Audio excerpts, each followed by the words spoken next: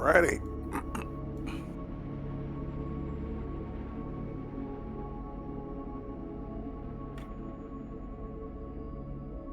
And stream has started. Welcome to night 2 of Spooks. I love this background. Oh, and there's Stoker. Yeah. And there is Stoker. Here I am to be a bat. He's bad. He's the bat. He's the bat. He's the bat. He's the bat. He's the bat. He's the bat. He's Stoker. I don't know what my problem is. Anyway.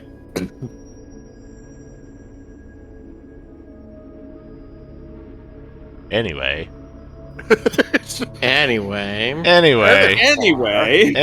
here we are. Hi, Well, here we are again. It's For the always continued such a approval pleasure. of the Midnight Society, I would like to continue where I left last night on The Shadow of Time by H.P. Lovecraft. Can you catch up the audience to where we were last time? Yeah, tell them about the triangle people. Yeah, our guy was trading minds with a great race that once had the Earth. They were giant triangle-shaped people that were trading minds with people throughout history to try and learn of them so that they could know the future or stuff. And basically the last chapter was the main character sort of laid all of that out for us, and now he needs to understand it. Well, he laid all that out for us and then immediately discounted it and said, nope, I just read through a whole bunch of history books and I believed what the history books said, therefore I made up all these illusions.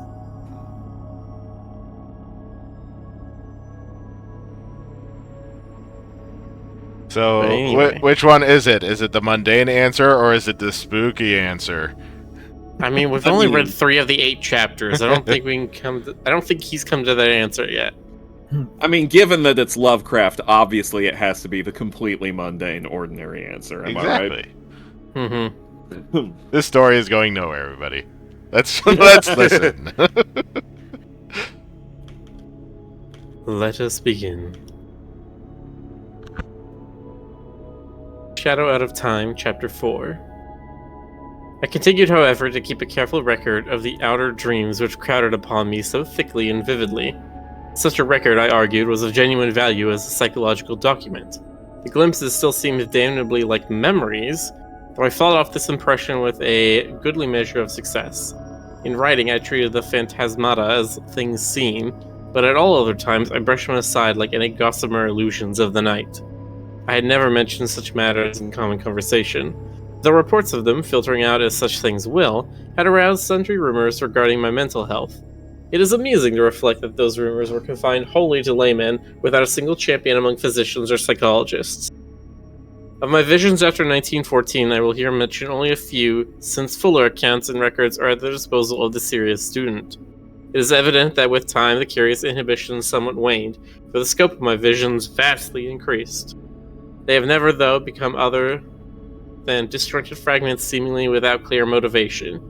Within the dreams, I seemed gradually to require a greater and greater freedom of wandering.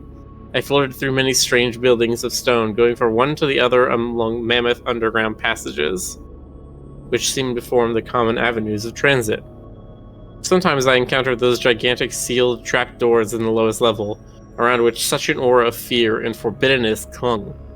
I saw tremendous tessellated pools, and rooms of curious and inexplicable utensils of myriad sorts. Then there were colossal caverns of intricate machinery, whose outlines and purpose were wholly strange to me, and whose sound manifested itself only after many years of dreaming. I may here remark that sight and sound are the only senses I've ever exercised in the visionary world. The real horror began in May 1915, when I saw the living things. This was before my studies had taught me what, in view of the myths and case histories, to expect. As mental barriers wore down, I beheld great masses of thin vapor in various parts of the building and in the streets below. These steadily grew more solid and distinct, till at last I could trace their monstrous outlines with uncomfortable ease. They seemed to be enormous iridescent cones, about 10 feet high and 10 feet wide at the base, and made up of some ridgy, scaly, semi-elastic matter. From their apexes projected 4 flexible cylindrical members, each a foot thick, and of a ridgy substance like that of the cones themselves. These members were sometimes contracted almost to nothing, and sometimes extended to any distance up to about 10 feet. Terminating 2 of them were enormous claws or nippers. At the end of a third were 4 red, trumpet-like appendages. The fourth terminated in an irregular yellowish globe some 2 feet in diameter and having 3 great dark eyes ranged along its central circumference. Surmounting this head were 4 slender gray stalks bearing flower-like appendages, whilst from its nether side dangled 8 greenish antennae or tentacles. The great base of the central cone was fringed with a rubbery gray substance, which moved the whole entity through expansion and contraction. Their actions, though harmless, horrify me even more than their appearance, for it is not wholesome to watch monstrous objects doing what one has known only human beings to do. These objects moved intelligently around the great rooms, getting books from the shelves and taking them to the great tables, or vice versa, and sometimes writing diligently with a pen-like rod gripped in the greenish head tentacles. The huge nippers were used in carrying books and conversation, speech consisting of a kind of clicking and scraping. The objects had no clothing, but wore satchels or knapsacks suspended from the top of their conical trunk. They commonly carried their head and supporting member at the level of the cone top, although it was frequently raised or lowered. The other 3 great members tended to rest downward on the sides of the cone, contracted to about 5 feet each when not in use. From the rate of reading, writing, and operating their machines, those on the table seemed somehow connected with thought, I concluded that their intelligence was enormously greater than man's. Afterward, I saw them everywhere, swarming in all the great chambers and corridors, tending monstrous machines in vaulted crypts, and racing along the vast roads in gigantic boat-shaped cars. I ceased to be afraid of them, for they seemed to form supremely natural parts of their environment. Individual differences amongst them began to be manifest, and a few appeared to be under some kind of restraint. These latter, though shewing no physical variation, had a diversity of gestures and habits which marked them off not only from the majority, but very largely from one another.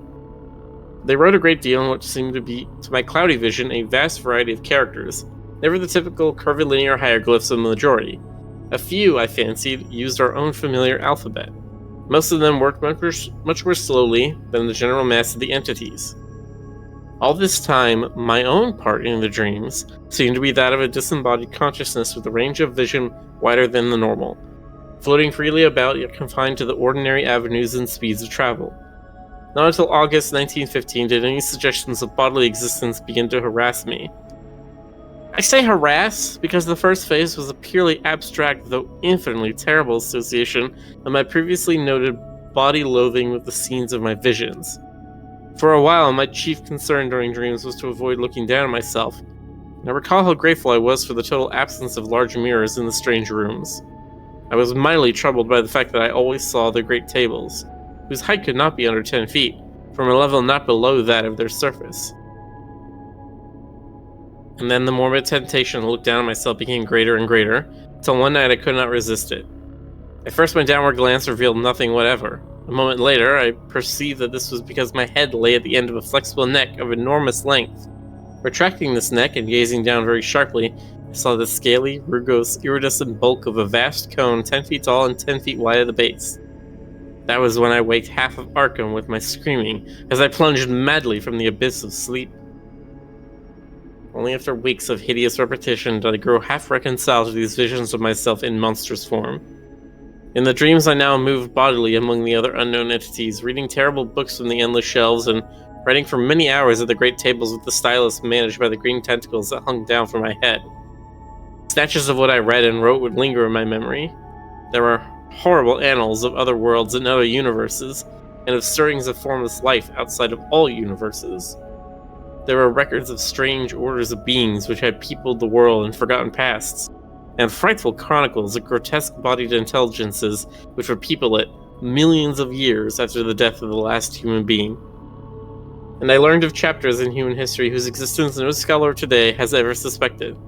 Many of these writings were in the language of the hieroglyphs, which I studied in a queer way with the aid of droning machines, which was evidently an agglutinative speech with root systems utterly unlike any found in human languages. Other volumes were in other unknown tongues learned in the same queer way, but very few were in languages I knew. Extremely clever pictures, both inserted in the records and forming separate collections, aided me immensely. And all the time I seemed to be setting down a history of my own age in English. On waking, I could recall only a minute in meaningless scraps of the unknown tongues from which my dream self had mastered, though whole phrases of the history stayed with me.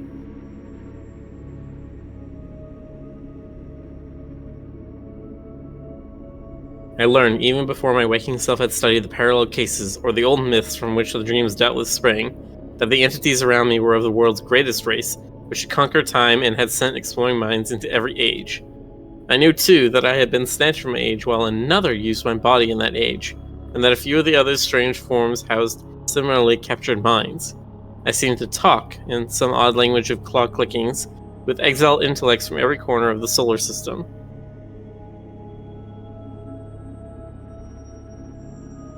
There was a mind from the planet we know as Venus, which would live incalculable epochs to come, and one from an outer moon of Jupiter 6 million years in the past.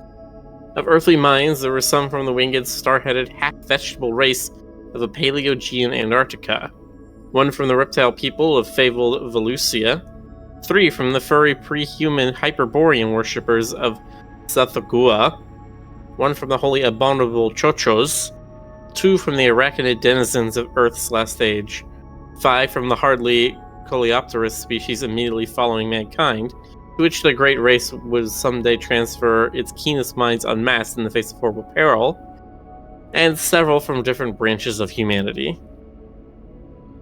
I talked with the mind of Yang Li, a philosopher from the cruel empire of Sanchan, which is to come in AD 5000, with that of a general of the great-headed brown people who held South Africa in BC 50,000, with that of a 12th century Florentine monk named Bartolomeo Corsi, with that of a king of Lomar who had ruled the terrible polar land 100,000 years before the squat, yellow Inuto came from the west to engulf it, with that of Nugsoth, the magician of the Dark Conquerors of AD 16,000, with that of a Roman named Titus Sempronius Blasius, who had been a quaestor in Sulla's time, with that of Kefnis, an Egyptian of the 14th dynasty, who told me the hideous secret of Nyarlathotep, with that of a priest of Atlantis' Middle Kingdom, with that of a Suffolk gentleman of Cromwell's day, James Woodville, with that of a court astronomer of pre-Inca Peru, with that of the Australian physicist Neville Kingston Brown, who will die in AD 2518,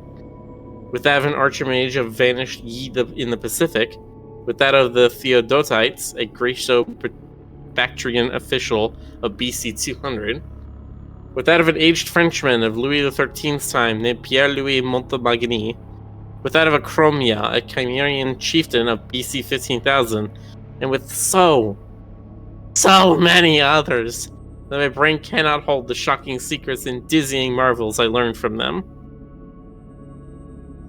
So many.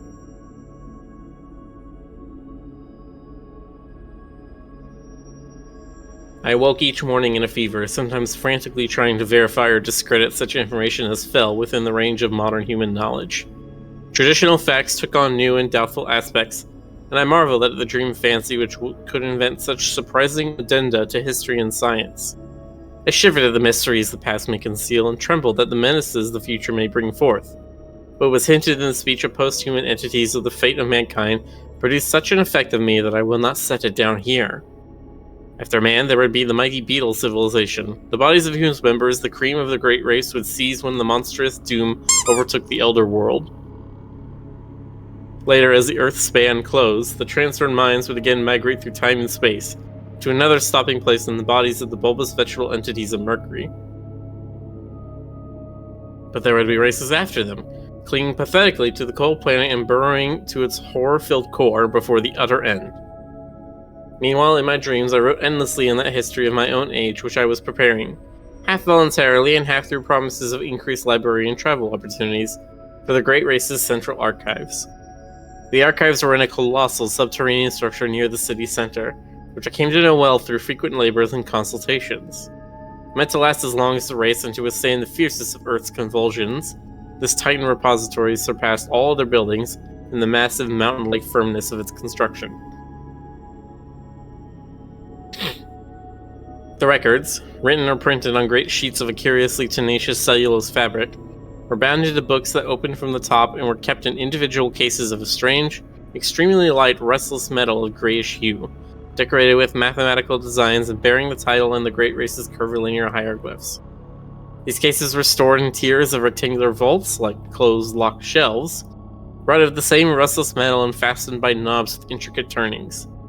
My own history was assigned a specific place in the vaults of the lowest or vertebrate level, the section devoted to the culture of mankind and of the furry and reptilian races immediately preceding it in terrestrial dominance. But none of the dreams ever gave me a full picture of daily life. All were the merest misty, disconnected fragments, and it is certain that these fragments were not unfolded in their rightful sequence. I have, for example, a very imperfect idea of my own living arrangements in the dream world, though I seem to have possessed a great stone room of my own. My restrictions as a prisoner gradually disappeared, so that some of the visions included vivid travels over the mighty jungle roads, sojourns in strange cities, and explorations of some of the vast, dark, windowless ruins from which the great race shrank in curious fear. There were also long sea voyages in enormous, many-decked boats of incredible swiftness, and trips over wild regions in closed, projectile-like airships, lifted and moved by electrical repulsion. Beyond the wide, warm ocean were other cities of the great race, and on one far continent I saw the crude villages of the black-snouted winged creatures who would evolve as a dominant stock after the great race had sent its foremost minds into the future to escape the creeping horror. Flatness and exuberant green life were always the keynote of the scene. Hills were low and sparse, and usually displayed signs of volcanic forces. Of the animals I saw, I could write volumes. All were wild, for the great race's mechanized culture had long since done away with domestic beasts, while food was wholly vegetable or synthetic.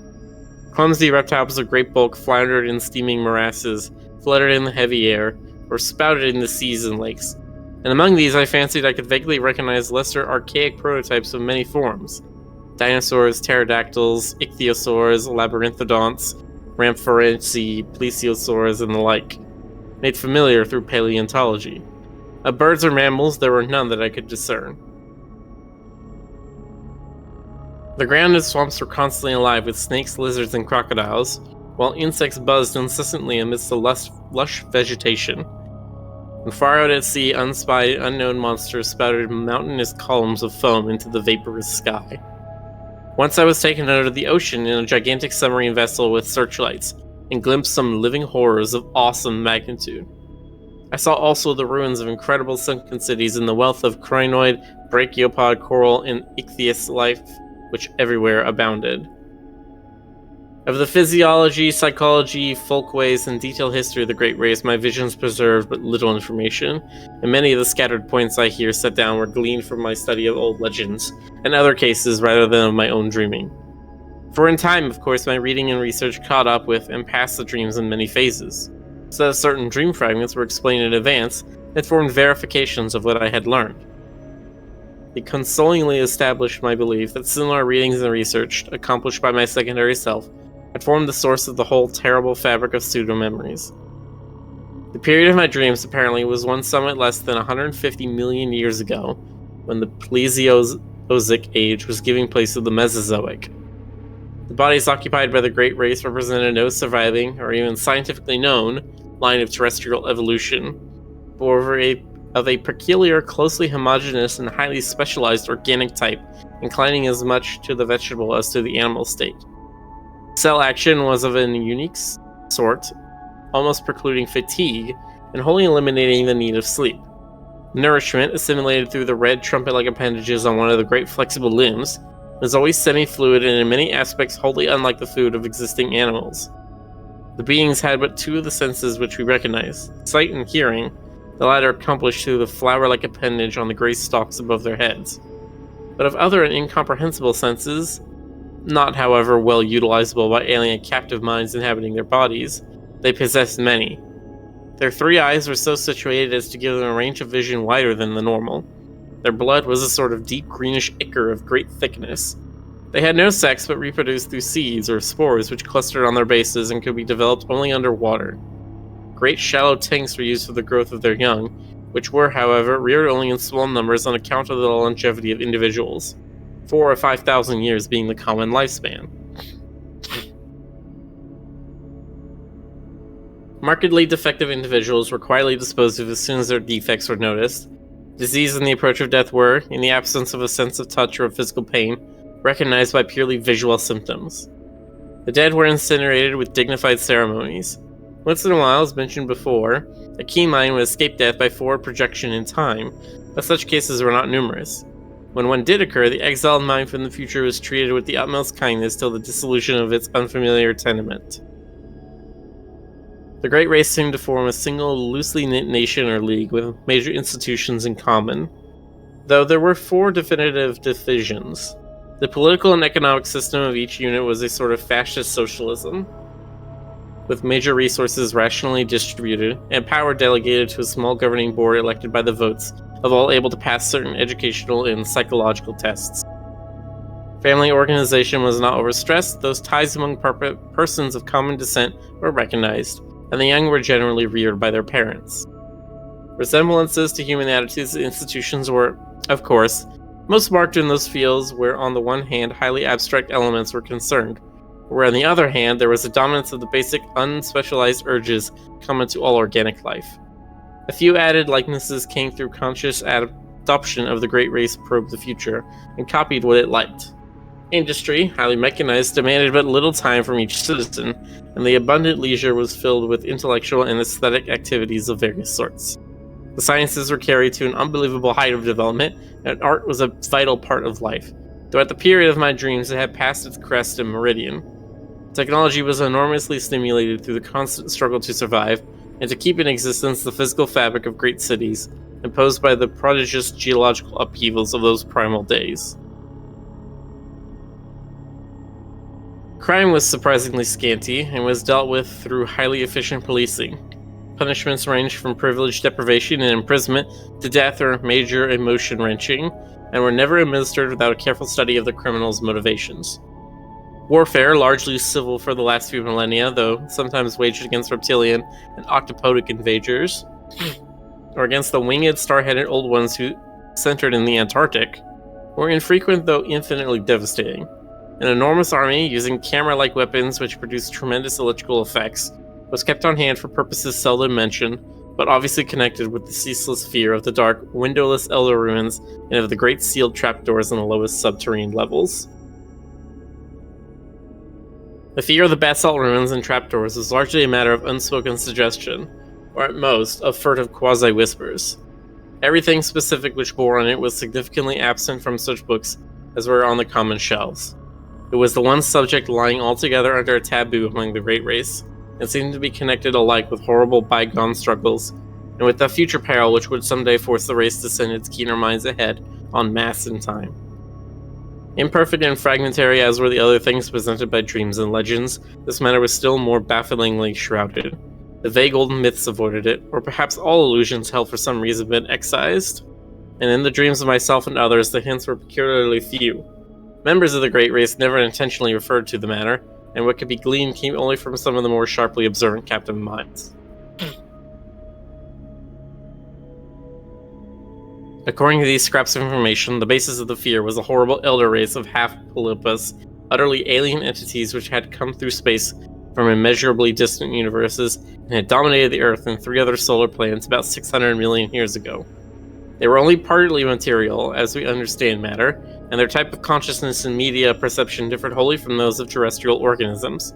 For example, their senses did not include that of sight, their mental world being a strange, non-visual pattern of impressions. They were, however, sufficiently material to use implements of normal matter when in cosmic areas containing it, and they required housing, albeit of a peculiar kind. Though their senses could penetrate all material barriers, their substance could not, and certain forms of electrical energy could wholly destroy them. They had the power of aerial motion despite the absence of wings or any other visible means of levitation. Their minds were of such texture that no exchange with them could be effected by the Great Race. When these things had come to the Earth, they had built mighty basalt cities of windowless towers and had preyed horribly upon the beings they found. Thus, when it was the minds of the Great Race sped across the void from the obscure transgalactic world known in the disturbing and debatable Elt-down shards as Yif. The newcomers, with the instruments they created, had found it easy to subdue the predatory entities and drive them down into the caverns of inner Earth which they had already joined to their abodes and begun to inhabit. Then they had sealed the entrances and left them to their fate, afterward occupying most of their great cities and preserving certain important buildings for reasons connected more with superstition than with indifference, boldness, or scientific and historical zeal. But as the eons passed, there came vague evil signs that the Elder Things were growing strong and numerous in the inner world.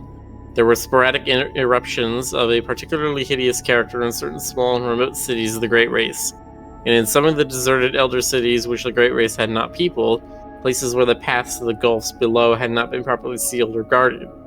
After that, greater precautions were taken, and many of the paths were closed forever, though a few were left with sealed trapdoors for strategic use in fighting some Elder Things if ever they broke forth in unexpected places.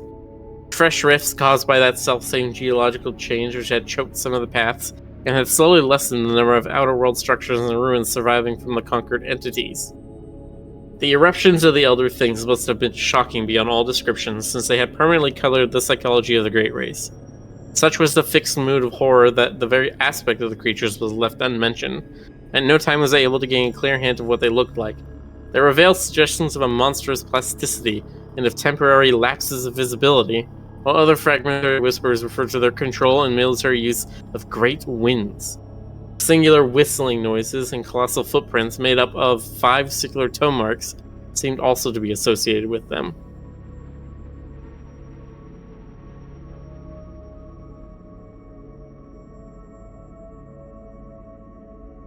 It was evident that the coming doom so desperately feared by the Great Race, the doom that was one day to send millions of keen minds across the chasm of time to strange bodies in the safer future, had to do with a final successful eruption of the Elder Beings. Mental projections down the ages had clearly foretold such a horror, and the Great Race had resolved that none who could escape should face it, that the foray should be a matter of vengeance, rather than an attempt to reoccupy the outer world. They knew from the planet's later history, for their projections shewed the coming and going of subsequent races untroubled by the monstrous entities. Perhaps these entities had come to prefer Earth's inner abysses to the variable storm-ravaged surface, since the light meant nothing to them. Perhaps, too, they were slowly weakening with the eons. Indeed, it was known that they would be quite dead in the time of the post-human beetle race which the fleeing minds would tenant. Meanwhile, the Great Race maintained its cautious vigilance, with potent weapons ceaselessly ready despite the horrid banishing of the subject from common speech and visible records. And always, the shadow of nameless fear hung about the sealed trapdoors and the dark, windowless Elder Towers.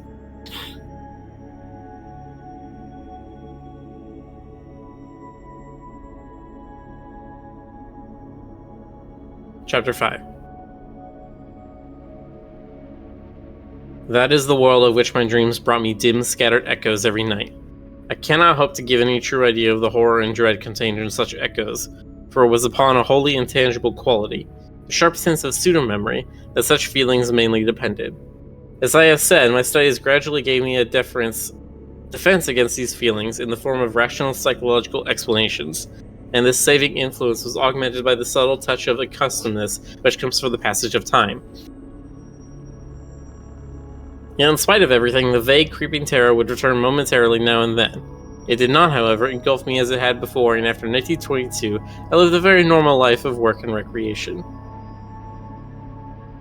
In the course of years, I began to feel that my experience, together with the kindred cases and the related folklore, ought to be definitely surmised and published for the benefit of serious students.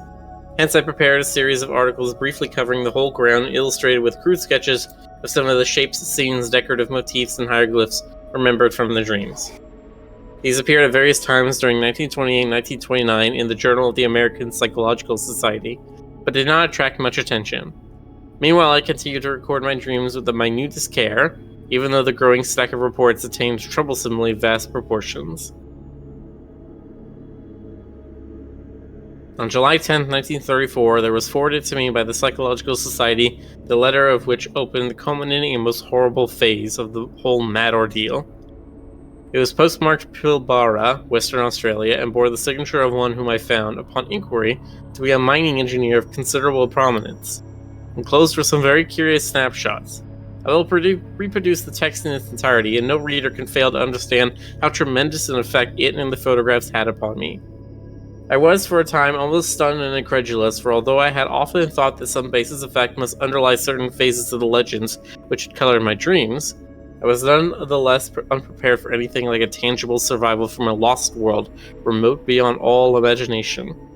Most devastating of all were the photographs, for here, in the cold, incontrovertible realism, there stood out against a background of sand certain worn-down, water-ridged, storm-weathered blocks of stone whose slightly convex tops and slightly concave bottoms told their own story. And when I studied them with a magnifying glass, I could see all too plainly amidst the batterings and pittings the traces of those vast curvilinear designs and occasional hieroglyphs whose significance had become so hideous to me.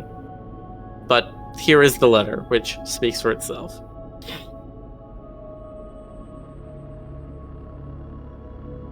May 18th of May, 1934, to one Professor N.W. Peasley. My dear sir, a recent conversation with Dr. E.M. Boyle of Perth, and some papers with your articles which he had just sent me, make it advisable for me to tell you about certain things I have seen in the great sandy desert east of our gold field here. It would seem, in view of the peculiar legends about old cities with huge stonework and strange designs and hieroglyphs which you describe, that I have come upon something very important. The blackfellows have always been full of talk about great stones with marks on them, and seem to have a terrible fear of such things. They connect them in some way with their common racial legends about Budai, the gigantic old man who lies asleep for ages underground with his head on his arm, and who will someday awake and eat up the world. There are some very old and half-forgotten tales of enormous underground huts of great stone, where passages lead down, and where horrible things have happened. The blackfellows claim that once some warriors, fleeing in battle, went down into one and never came back, but that frightful winds began to blow from the place soon after they went down. However, there usually isn't much in what these natives say. But what I have to tell you is more than this. 2 years ago, when I was prospecting about 500 miles east in the desert, I came across a lot of queer pieces of dressed stone, perhaps 3 by 2 by 2 feet in size, and weathered and pitted to the very limit. At first I couldn't find any of the marks the blackfellows told about, but when I looked closely enough, I could make out some deeply carved lines in spite of the weathering. They were peculiar curves, just like what they had tried to describe. I imagine there must have been 30 or 40 blocks, some nearly buried in the sand, and all within a circle perhaps a quarter of a mile's diameter. When I saw some, I looked around closely for more and made a careful reckoning of the place with my instruments. I also took pictures of 10 or 12 of the most typical blocks and will enclose the prints for you to see. I turned my information and pictures over to the government at Perth, but they have done nothing with them. Then I met Dr. Boyle, who had read your articles in the Journal of American Psychology Society, and in time happened to mention the stones. He was enormously interested and became quite excited when I showed him with my snapshots, saying that the stones and markings were just like those of the masonry you had dreamed about and seen described in legends. He meant to write you, but was delayed. Meanwhile, he sent me most of the magazines with your articles, and I saw at once from your drawings and descriptions that my stones are certainly the kind you mean.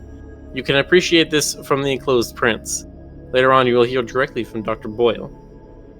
Now I can understand how important all this will be to you. Without question, we are faced with the remains of an unknown civilization older than any dreamed of before, and forming a basis for your legends. As a mining engineer, I have some knowledge of geology and can tell you that these blocks are so ancient, they frighten me. They are mostly sandstone and granite, though one is almost certainly made of a queer sort of cement or concrete.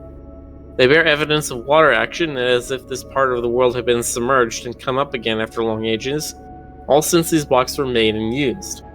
It is a matter of hundreds of thousands of years, or heaven knows how much more. I don't like to think about it.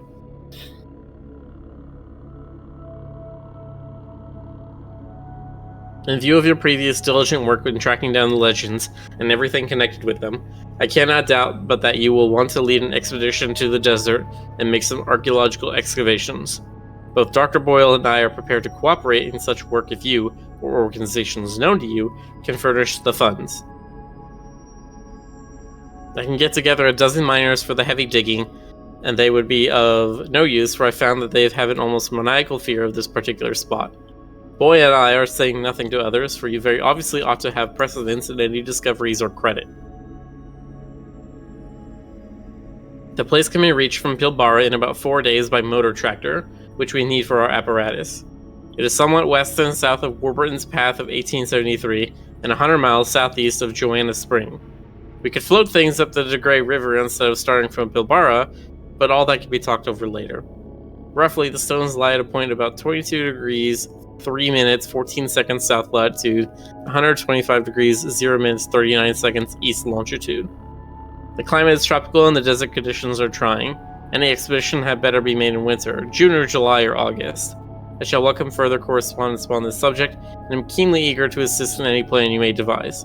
After studying your articles, I am deeply impressed with the profound significance of the whole matter. Dr. Boyle will write later, when rapid communication is needed, a cable to Perth can be relayed by wireless. Hoping profoundly for an early message, believe me, most faithfully yours, Robert B.F. Mackenzie.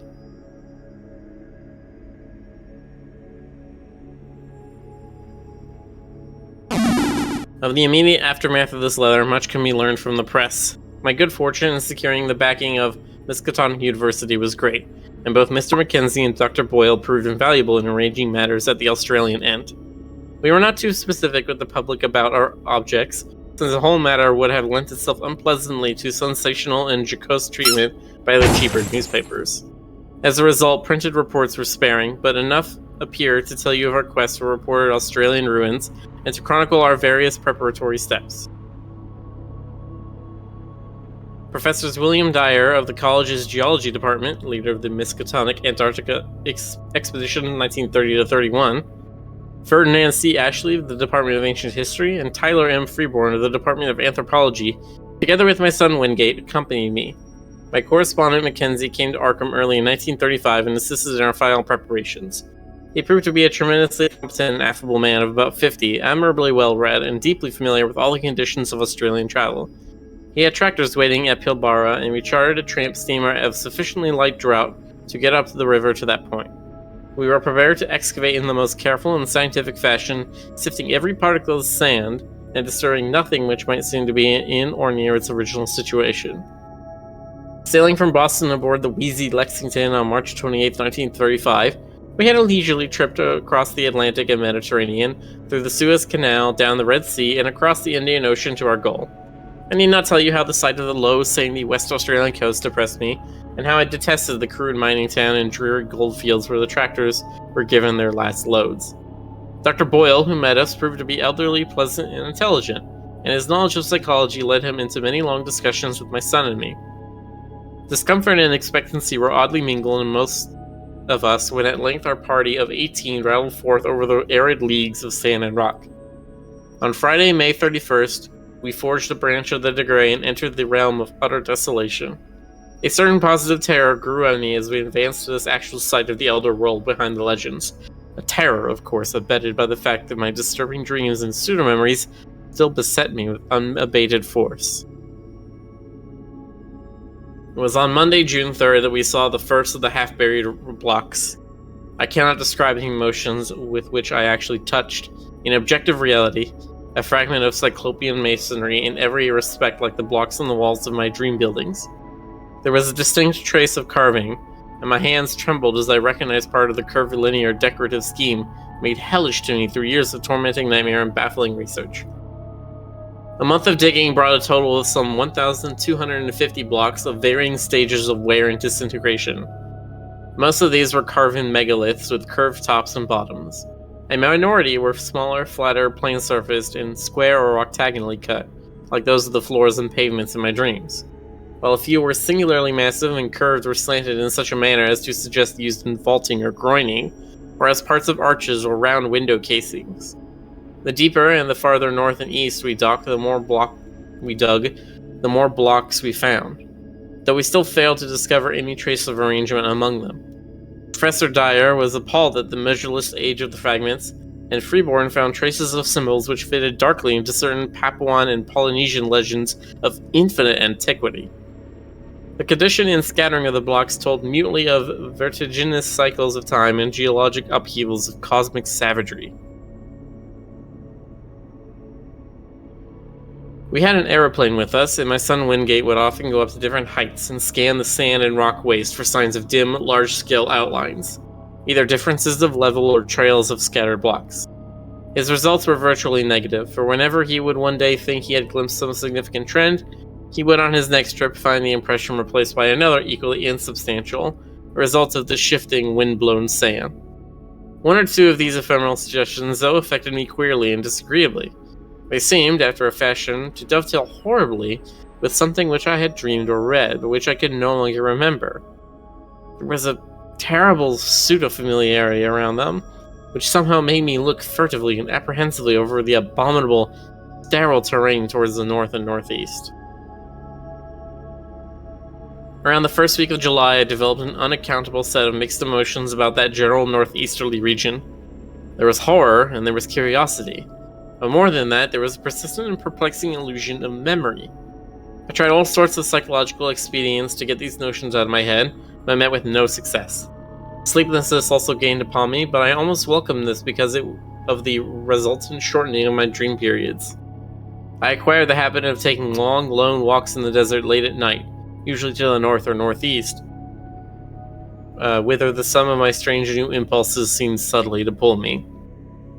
Sometimes on these walks I would stumble over nearly buried fragments of the ancient masonry. Though there were fewer visible blocks here than where we had started, I felt sure that there must be a vast abundance beneath the surface. The ground was less level than at our camp, and the prevailing high winds now and then piled the sand into fantastic temporary hillocks, exposing some traces of the elder stones while it covered other traces. I was queerly anxious to have the excavations extended to this territory, yet at the same time dreaded what might be revealed. Obviously, I was getting into a rather bad state, all the worse because I could not account for it.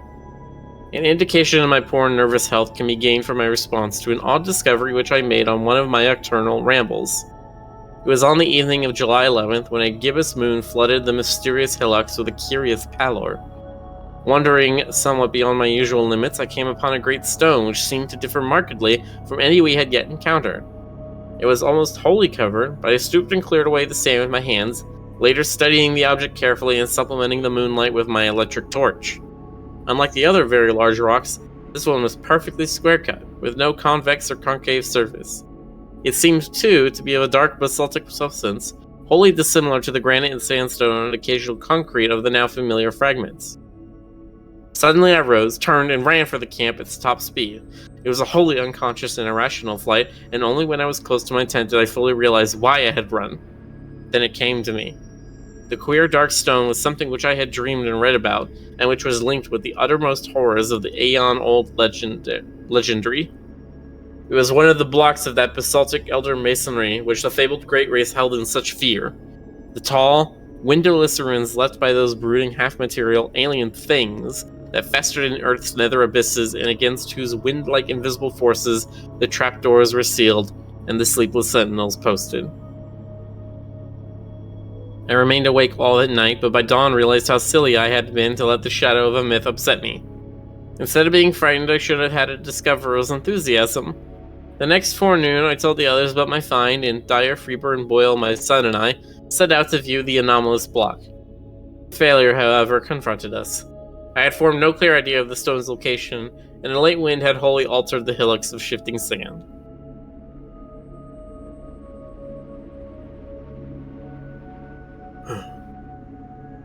Chapter 6. I come now to the crucial and most difficult part of my narrative. All the more difficult because I cannot be quite certain of its reality. At times I feel uncomfortably sure that I was not dreaming or deluded, and it is this feeling, in view of these stupendous implications which the objective truth of my experience would raise, which impels me to make this record. My son, a trained psychologist with the fullest and most sympathetic knowledge of my whole case, shall be the primary judge of what I have to tell. First, let me outline the externals of the matter, as those of the camp know them. On the night of July 17th to 18th, after a windy day, I retired early but could not sleep. Rising shortly before 11, and afflicted as usual with this strange feeling regarding the northeastward terrain, I set out on one of my typical nocturnal walks, seeing and greeting only one person, an Australian miner named Tupper, as I left our precincts. The moon, slightly past full, shone from a clear sky and drenched the ancient sands in a white, leprous radiance which seemed to me somehow infinitely evil. There was no longer any wind, nor did any return for nearly 5 hours, as amply attested by Tupper and others who did not sleep through the night. The Australian last saw me walking rapidly across the pallid, secret-guarding hillocks towards the northeast. About 3:30 a.m., a violent wind blew up, waking everyone in camp and felling 3 of the tents. The sky was unclouded and the desert still blazed with that leprous moonlight. As the party saw to the tents, my absence was noted, but in view of my previous walks, this circumstance gave no one an alarm. And yet as many as 3 men, all Australians, seemed to feel something sinister in the air. Mackenzie explained to Professor Freeborn that this was a fear picked up from blackfellow folklore, the natives having woven a curious fabric of malignant myth about the high winds which at long intervals sweep across the sands under a clear sky. Such winds, it is whispered, blow out of the great stone huts under the ground where terrible things have happened, and are never felt except near places where the big market stones are scattered. Close to 4, the gale subsided as suddenly as it had begun, leaving the sand hills in new and unfamiliar shapes. It was just past 5, with the bloated fungoid moon sinking in the west, when I staggered into camp. Hatless, tattered, features scratched and ensanguined, and without my electric torch. Most of the men had returned to bed, but Professor Dyer was smoking a pipe in front of his tent. Seeing my winded and almost frenzied state, he called Dr. Boyle, and the 2 of them got me on my cot and made me comfortable. My son, roused by the stir, soon joined them, and they all tried to force me to lie still and attempt sleep. But there was no sleep for me. My psychological state was very extraordinary, different from anything I had previously suffered. After a time, I insisted upon talking, nervously and elaborately explaining my condition. I told them I had become fatigued and had laid down in the sand for a nap. There had, I said, been dreams even more frightful than usual, and when I was awakened by the sudden high wind, my overwrought nerves have snapped. I had fled in panic, frequently falling over half-buried stones, and thus gaining my tattered and bedraggled aspect. I must have slept long, hence the hours of my absence. Of anything strange, either seen or experienced, I hinted absolutely nothing, exercising the greatest self-control in that respect. But I spoke of a change of mind regarding the whole work of the expedition, and earnestly urged a halt in all digging towards the northeast. My reasoning was patently weak, for I mentioned a dearth of blocks, a wish not to offend the superstitious miners, a possible shortage of funds from the college, and other things either untrue or irrelevant. Naturally, no one paid the least attention to my new wishes, not even my son, whose concern for my health was very obvious. The next day I was up and around the camp, but took no part in the excavations. Seeing that I could not stop the work, I decided to return home as soon as possible for the sake of my nerves, and made my son promise to fly me in the plane to Perth, 1,000 miles to the southwest, as soon as he had surveyed the region I wished let alone. If, I reflected, the thing had seen was still visible, I might decide to attempt a specific warning even at the cost of ridicule. It was just conceivable that the miners who knew the local folklore might back me up. Humoring me, my son made the survey that very afternoon, flying all over the terrain my walk could possibly have covered. Yet nothing of what I had found remained in sight. It was the case of the anomalous basalt block all over again. The shifting sand had wiped out every trace. For an instant I half regretted having lost a certain awesome object in my stark fright, but now I know that the loss was merciful. I can still believe my whole experience an illusion, especially if, as I devoutly hope, that hellish abyss is never found. Wingate took me to Perth July 20th, though declining to abandon the expedition and return home.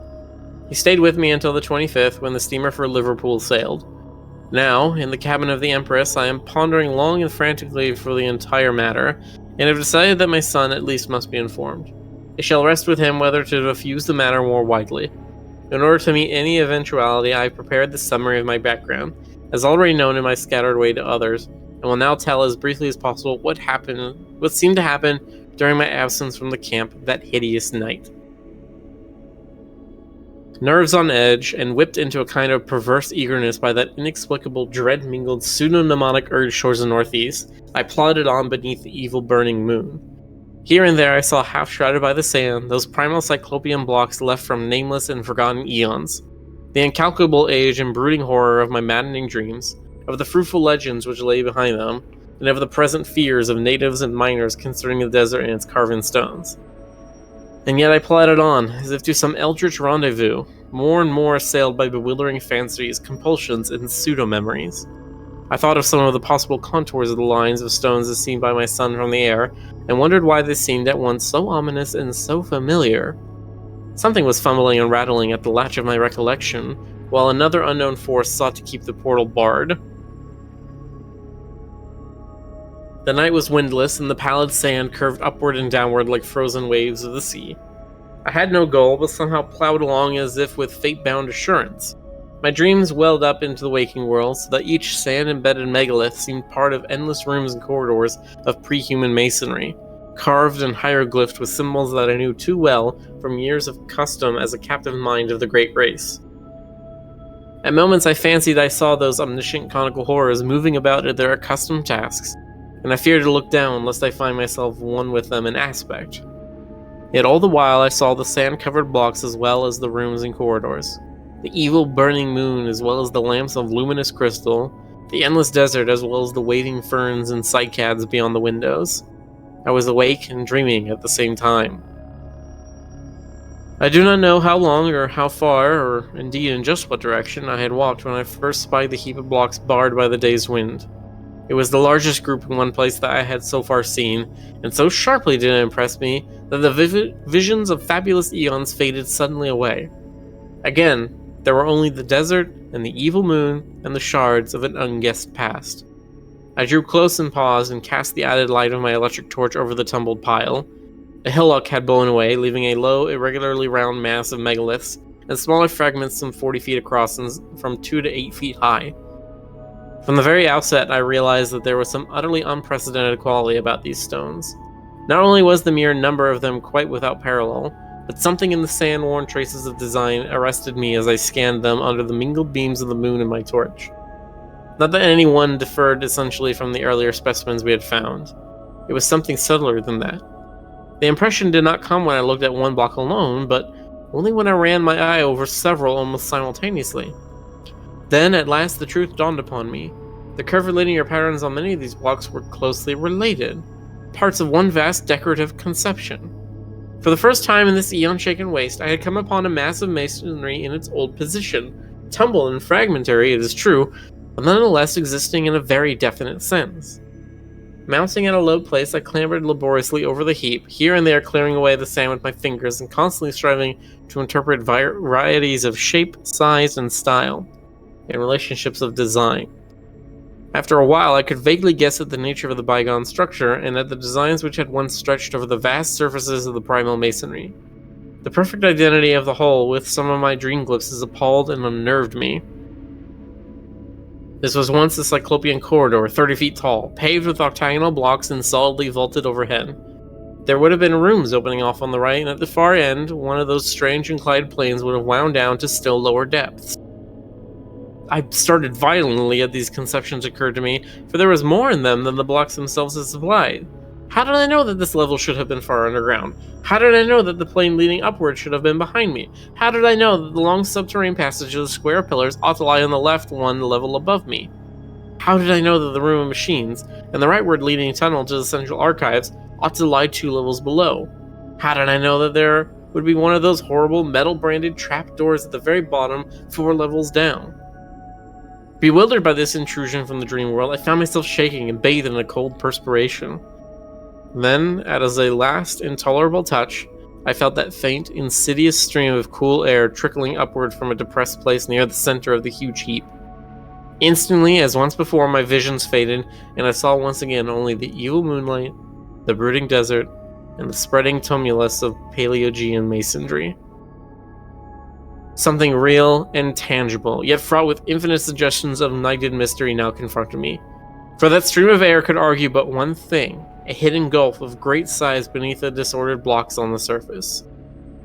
My first thought was of the sinister Blackfellow legends of vast underground huts among the megaliths, where horrors happen and great winds are born. Then thoughts of my own dreams came back, and I felt dim pseudo-memories tugging at my mind. What manner of place lay below me? What primal, inconceivable source of age-old myth cycles and haunting nightmares might I be on the brink of recovering? It was only for a moment that I hesitated, and for more than curiosity and scientific zeal was driving me on and working against my growing fear. I seemed to move almost automatically, as if in the clutch of some compelling fate.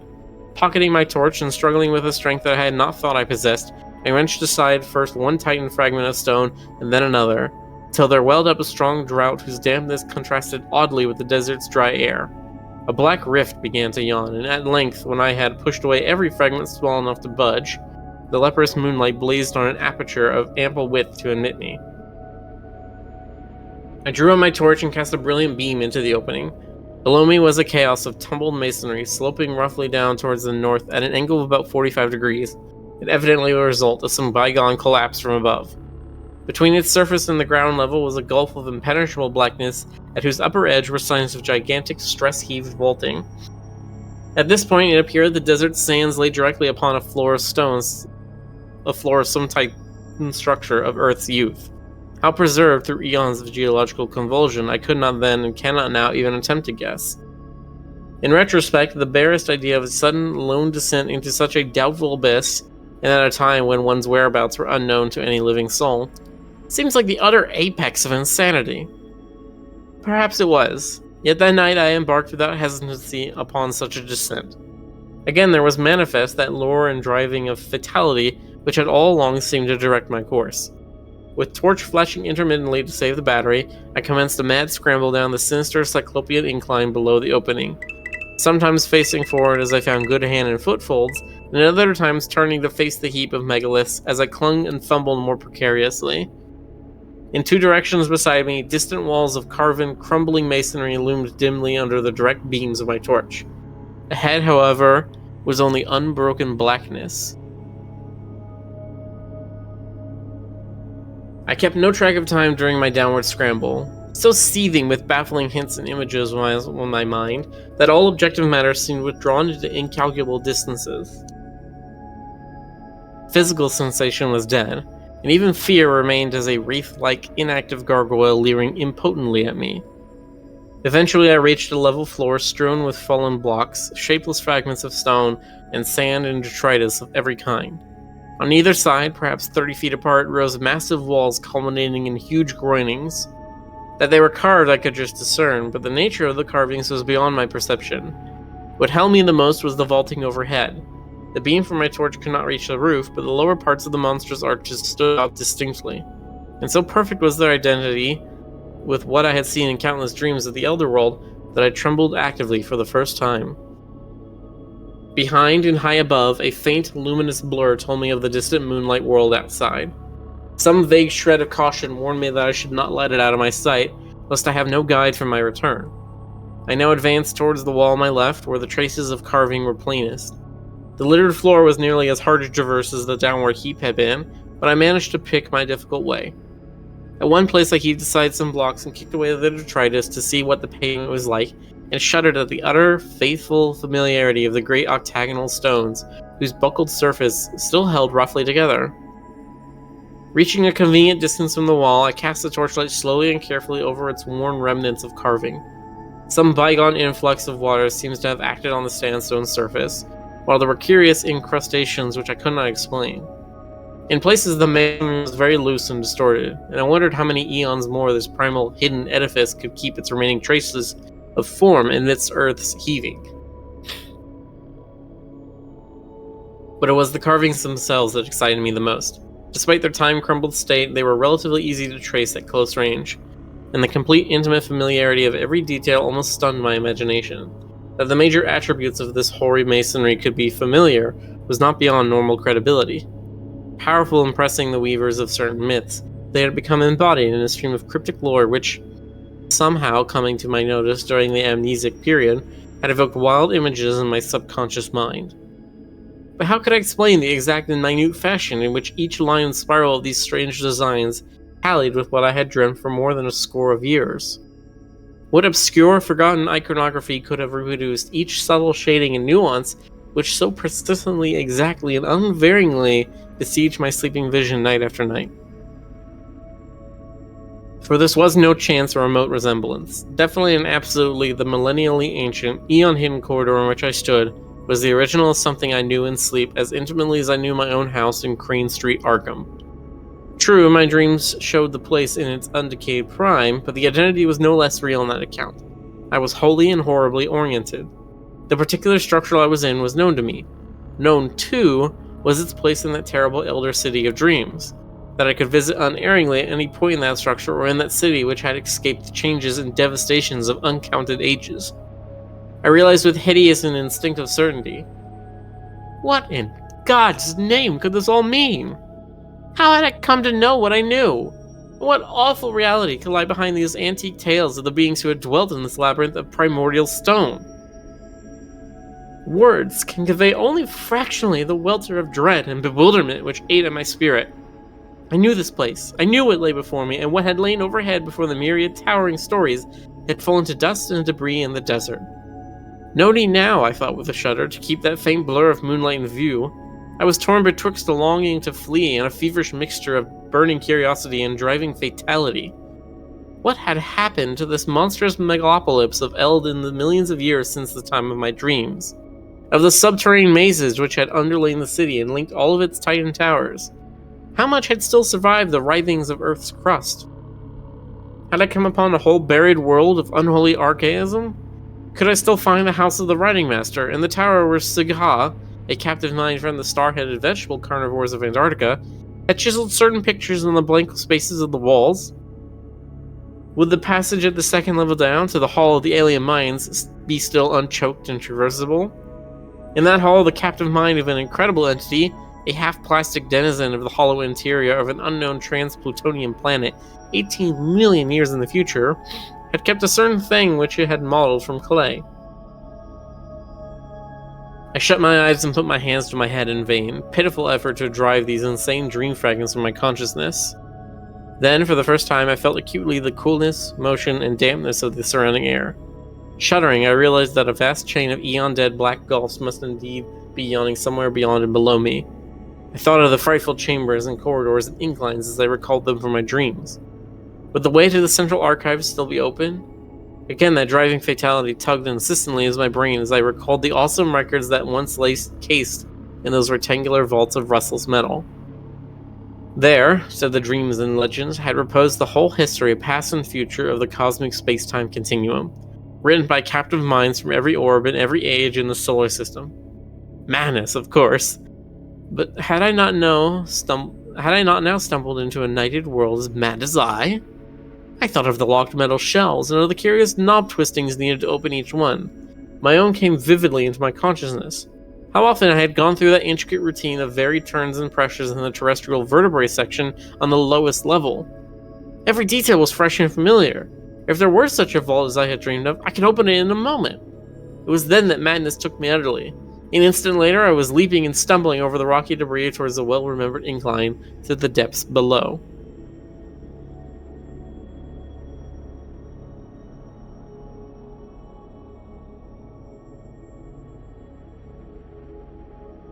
Chapter 7. From that point forward, my impressions are scarcely to be relied on. Indeed, I still possess a final, desperate hope that they all form parts of some demonic dream, or illusion born of delirium. A fever raged in my brain, and everything came to me through a kind of haze, sometimes only intermittently. The rays of my torch shot feebly into the engulfing blackness, bringing phantasmal flashes of hideously familiar walls and carvings, all blighted with the decay of ages. In one place, a tremendous mass of vaulting had fallen, so that I had to clamber over a mighty mound of stones, reaching almost to the ragged, grotesquely stalactite roof. It was all the ultimate apex of nightmare, made worse by the blasphemous tug of pseudo-memory. One thing only was unfamiliar, and that was my own size in relation to the monstrous masonry. I felt oppressed by a sense of unwonted smallness, and if the sight of these towering walls from a mere human body was something wholly new and abnormal. Again and again I looked nervously down at myself, vaguely disturbed by the human form I possessed. Onward through the blackness of the abyss, I leaped, plunged, and staggered, often falling and bruising myself, and once nearly shattering my torch. Every stone and quarter of that demonic gulf was known to me, and at many points I stopped to cast beams of light through choked and crumbling yet familiar archways. Some rooms had totally collapsed, others were bare or debris-filled. In a few I saw masses of metal, some fairly intact, some broken, and some crushed or battered, which I recognized as the colossal pedestals or tables of my dreams. What they could in truth have been, I dare not guess. I found the downward incline and began its descent, though after a time halted by a gaping, ragged chasm whose narrowest point could not be much less than 4 feet across. Here the stonework had fallen through, revealing incalculable inky depths beneath. I knew there were 2 more cellar levels in this titan edifice, and trembled with fresh panic as I recalled the metal-clamped trapdoor on the lowest one. There could be no guards now, for what had lurked beneath had long since done its hideous work and sunk into its long decline. By the time of the post-human beetle race, it would be quite dead. And yet, as I thought of the native legends, I trembled anew. It cost me a terrible effort to vault that yawning chasm, since the littered floor prevented a running start. But madness drove me on. I chose a place close to the left-hand wall, where the rift was least wide and the landing spot reasonably clear of dangerous debris, and after one frantic moment reached the other side in safety. At last gaining the lower level, I stumbled on past the archway of the room of machines, within which were fantastic ruins of metal half buried beneath fallen vaulting. Everything was where I knew it would be, and I climbed confidently over the heaps which barred the entrance of the vast traverse corridor. This, I realized, would take me under the city to the central archives. Endless ages seemed to unroll as I stumbled, leaped, and crawled along that debris-cluttered corridor. Now and then I can make out carvings on the age-stained walls, some familiar, others seemingly added since the period of my dreams. Since this was a subterranean house-connecting highway, there were no archways save when the route led through the lower levels of various buildings. At some of these intersections, I turned aside long enough to look down well-remembered corridors and into well-remembered rooms. Twice only did I find any radical changes from what I had dreamed of, and in one of these cases, I could trace the sealed-up outlines of the archway I remembered. I shook violently and felt a curious surge of returning weakness as I steered a hurried and reluctant course through the crypt of one of those great windowless ruined towers whose alien basalt masonry bespoke a whispered and horrible origin. This primal vault was round and fully 200 feet across, with nothing carved upon the dark-hued stonework. The floor was here free from anything save dust and sand, and I could see the apertures leading upward and downward. There were no stairs or inclines. Indeed, my dreams had pictured those elder towers as wholly untouched by the fabulous Great Race. Those who had built them had not needed stairs or inclines. In the dreams, the downward aperture had been tightly sealed and nervously guarded. Now it lay open, black and yawning, and giving forth a current of cool, damp air. Of what limitless caverns of eternal night might brood below, I would not permit myself to think. Later, clawing my way along a badly heaped section of the corridor, I reached a place where the roof had wholly caved in. The debris rose like a mountain, and I climbed up over it, passing through a vast empty space where my torchlight could reveal neither walls nor vaulting. This, I reflected, must be the cellar of the house of the metal purveyors, fronting on the third square not far from the archives. What had happened to it I could not conjecture. I found the corridor again beyond the mountain of detritus and stones, but after a short distance encountered a wholly choked place where the fallen vaulting almost touched the perilously sagging ceiling. How I managed to wrench and tear aside enough blocks to afford passage, and how I dared disturb the tightly packed fragments when the least shift of equilibrium might have brought down all the tons of superincumbent masonry to crush me into nothingness, I do not know. It was sheer madness that impelled and guided me. If, indeed, my whole underground adventure was not, as I hope, a hellish delusion or phase of dreaming. But I did make, or dream that I made, a passage that I could squirm through. As I wriggled over the mound of debris, my torch, switched continuously on, thrust deeply within my mouth, I felt myself torn by the fantastic stalactites of the jagged floor above me. I was now close to the great underground archival structure which seemed to form my goal.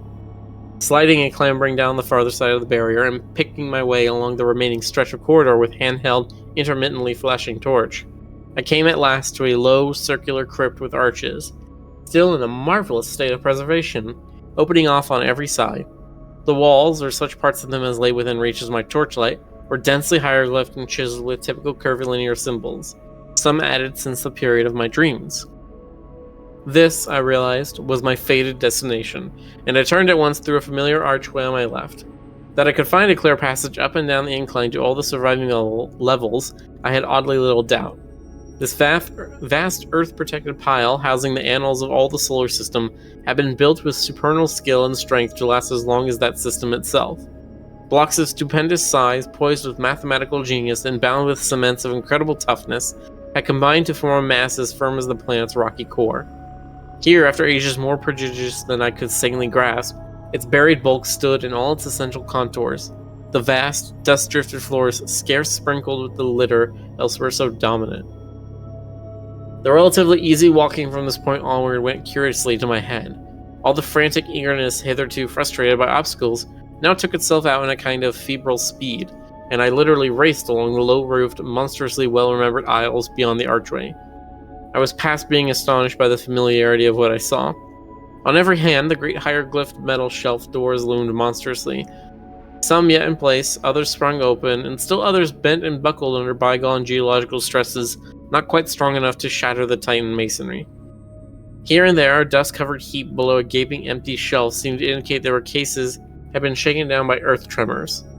On occasional pillars were great symbols or letters proclaiming classes and subclasses of volumes.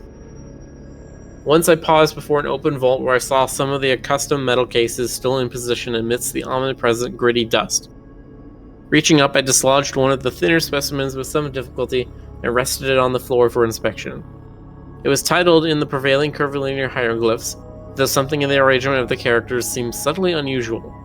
The odd mechanism of the hooked fastener was perfectly well known to me, and I snapped up the still restless and workable lid and drew out the book within. The latter, as expected, was some 20 by 15 inches in area and 2 inches thick. The thin metal covers opening at the top, its tough cellulose pages seemed unaffected by the myriad cycles of time they had lived through, and I studied the queerly pigmented, brush-drawn letters of the text. Symbols utterly unlike either the usual curved hieroglyphs or any alphabet known to human scholarship, with a haunting, half-aroused memory. It came to me that this was the language used by a captive mind I had known slightly in my dreams, a mind from a large asteroid on which had survived much of the archaic life and lore of the primal planet whereof it formed a fragment. At the same time, I recalled that this level of the archives was devoted to volumes dealing with the non-terrestrial planets. As I ceased poring over this incredible document, I saw that the light of my torch was beginning to fail, hence quickly inserted the extra battery I always had with me. Then, armed with the stronger radiance, I resumed my feverish racing through unending tangles of aisles and corridors, recognizing now and then some familiar shelf, and vaguely annoyed by the acoustic conditions which made my footfalls echo incongruously in these catacombs of eon-long death and silence. The very prints of my shoes behind me in the millennially untrodden dust made me shudder. Never before, if my mad dreams held anything of truth, had human feet pressed upon those immemorial pavements. Of the particular goal of my insane racing, my conscious mind held no hint. There was, however, some force of evil potency pulling at my dazed will and buried recollections, so that I vaguely felt I was not running at random. I came to a downward incline and followed it to profounder depths. Floors flashed by me as I raced, but I did not pause to explore them. In my whirling braid there had begun to beat a certain rhythm which set my right hand twitching in unison. I wanted to unlock something, and felt that I knew all the intricate twists and pressures needed to do it. It would be like a modern safe with a combination lock. Dream or not, I had once known and still knew. Now any dream, or scrap of unconsciously absorbed legend, could have taught me a detail so minute, so intricate, and so complex, I do not attempt to explain to myself. I was beyond all coherent thought, for was not this a whole experience in shockingly familiarity with a set of unknown ruins, and this monstrously exact identity of everything before me, with what only dreams and scraps of myth could have suggested, a horror beyond all reason? Probably it was my basic conviction then, as it is now during my saner moments, that I was not awake at all, and that the entire buried city was a fragment of febrile hallucination.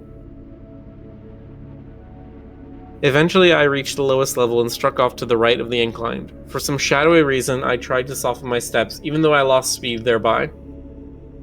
There was a space I was afraid to cross on this last deeply buried floor, and as I drew near it I recalled what thing in that space I feared. It was merely one of the metal barred and closely guarded trapdoors. There would be no guards now, and on that account I trembled and tiptoed as I had done in passing through that black basalt vault, where a similar trapdoor had yawned. I felt a current of cool, damp air as I had felt there, and wished that my course led in another direction. Why I had to take the particular course of what I was taking, I did not know. When I came to the space, I saw that the trapdoor yawned widely open.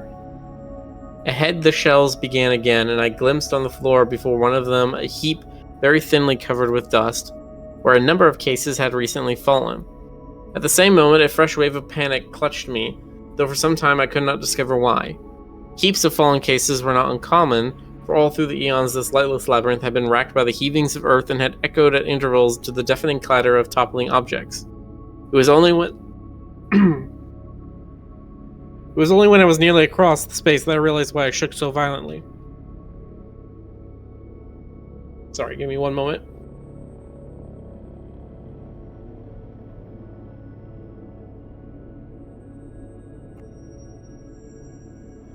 Not the heap, but something about the dust of the level floor was troubling me. In the light of my torch, it seemed as if that dust were not as even as it ought to be. There were places where it looked thinner, as if it had been disturbed not many months before. Sure, for even the apparently thinner places were dusty enough. Yet a certain suspicion of regularity in the fancied unevenness was highly disquieting. When I brought the torchlight close to one of the queer places, I did not like what I saw, for the illusion of regularity became very great. It was as if there were regular lines of composite impressions that went in threes, each slightly over a foot square, and consisting of 5 nearly circular 3-inch prints, one in advance of the other 4. These possible lines of foot square impressions appeared to lead in 2 directions, as if something had gone somewhere and returned. They were, of course, very faint and may have been illusions or accidents, but there was an element of dim, fumbling terror about the way I thought they ran. For at one end of them was the heap of cases which must have clattered down not long before, while the other end was the ominous trapdoor with the cool, damp wind yawning unguarded down to abysses past imagination. Chapter 8. That my strange sense of compulsion was deep and overwhelming is shown by its conquest of my fear.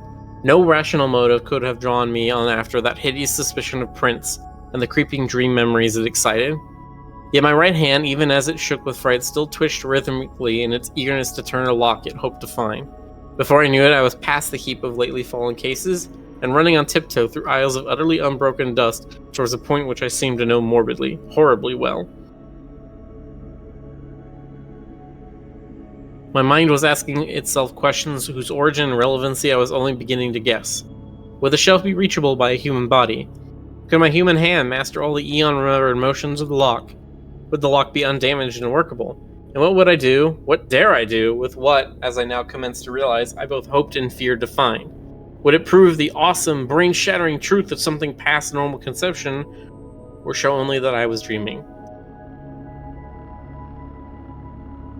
The next I knew, I had ceased my tiptoe racing and was standing still, staring at a row of maddeningly familiar hieroglyphed shelves. They were in a state of almost perfect preservation, and only 3 of the doors in the vicinity had sprung open. My feelings towards these shelves cannot be described. So utter and insistent was this sense of old acquaintance. I was looking high up, at a row near the top and wholly out of my reach, and wondering how I could climb to best advantage. An open door 4 rows from the bottom would help, and the locks of the closed doors formed possible holes for hands and feet. I would grip the torch between my teeth as I had in other places where both hands were needed. Above all, I must make no noise. How to get down what I wished to remove would be difficult, but I could probably hook its movable fastener in my coat collar and carry it like a knapsack. Again, I wondered whether the lock would be undamaged. That I could repeat each familiar motion I had not the least doubt, but I hoped the thing would not scrape or creak, and that my hand could work it properly. Even as I thought these things, I had taken the torch in my mouth and begun to climb. The projecting locks were poor supports, but as I had expected, the open shelf helped greatly. I used both the difficulty swinging door and the edge of the aperture itself in my ascent, and managed to avoid any loud creaking. Balanced on the upper edge of the door and leaning far to my right, I could just reach the lock I sought. My fingers, half numb from climbing, were very clumsy at first, but I soon saw that they were anatomically adequate, and the memory rhythm was strong in them. Out of unknown gulfs of time, the intricate secret motions had somehow reached my brain correctly in every detail. For after less than 5 minutes of trying, there came a click whose familiarity was all the more startling because I had not consciously anticipated it. In another instant, the metal door was slowly swinging open with only the faintest grating sound. Dazedly, I looked over the row of grayish case-ins thus exposed, and felt a tremendous surge of some wholly inexplicable emotion. Just within reach of my right hand was a case whose curving hieroglyphs made me shake with a pang infinitely more complex than one of mere fright. Still shaking, I managed to dislodge it amidst a shower of gritty flakes and ease it over toward myself without any violent noise. Like the other case I had handled, it was slightly more than 20 by 15 inches in size, with curved mathematical designs in low relief. Its thickness had just exceeded 3 inches. Cruelly wedging it between myself and the surface I was climbing, I fumbled with the fastener and finally got the hook free. Lifting the cover, I shifted the heavy object to my back and let the hook catch hold of my collar. Hands now free, I awkwardly clambered down to the dusty floor and prepared to inspect my prize. Kneeling in the gritty dust, I swung the case around and rested it in front of me. My hands shook, and I dreaded to draw out the book within also as much as I longed, and felt compelled to do so. It had very gradually become clear to me what I ought to find, and this realization nearly paralyzed my faculties. If the thing were there, and if I were not dreaming, the implications would be quite beyond the power of the human spirit to bear. What tormented me most was my momentary inability to feel that my surroundings were a dream. The sense of reality was hideous, and again becomes so as I recall the scene. At length, I tremblingly pulled the book from its container and stared fascinatedly at the well-known hieroglyphs on the cover. It seemed to be in prime condition, and the curvilinear letters of the title held me in almost as hypnotized a state as I could read them. Indeed, I cannot swear that I did not actually read them in some transient and terrible access of abnormal memory. I do not know how long it was before I dared to lift that thin metal cover. I temporized and made excuses to myself. I took the torch from my mouth and shut it off to save the battery. Then in the dark, I screwed up my courage, finally lifting the cover without turning on the light. Last of all, I did indeed flash the torch upon the exposed page, steeling myself in advance to suppress any sound, no matter what I should find. I looked for an instant, and then almost collapsed. Clenching my teeth, however, I kept silent. I sank wholly to the floor and put a hand to my forehead amidst the engulfing blackness. What I dreaded and expected was there. Either I was dreaming, or time and space had become a mockery. I must be dreaming, but I would test the horror by carrying this thing back and showing it to my son if it were indeed a reality. My head swam frightfully, even though there were no visible objects in the unbroken gloom to swirl around me. Ideas and images of the starkest terror, excited by vistas which my glimpse had opened up, began to throng in upon me and cloud my senses. I thought of those possible prints in the dust and trembled at the sound of my own breathing as I did so. Once again, I flashed on the light and looked at the page as a serpent's victim may look at his destroyer's eyes and fangs. Then with clumsy fingers in the dark, I closed the book, put it in my container, and snapped the lid and the curious hooked fastener. This was what I must carry back to the outer world if it truly existed. If the whole abyss truly existed. If I, and the world itself, truly existed. Just when I tottered to my feet and commenced my return, I cannot be certain. It comes to me oddly, as a measure of my sense of separation from the normal world, that I did not even once look at my watch during those hideous hours underground.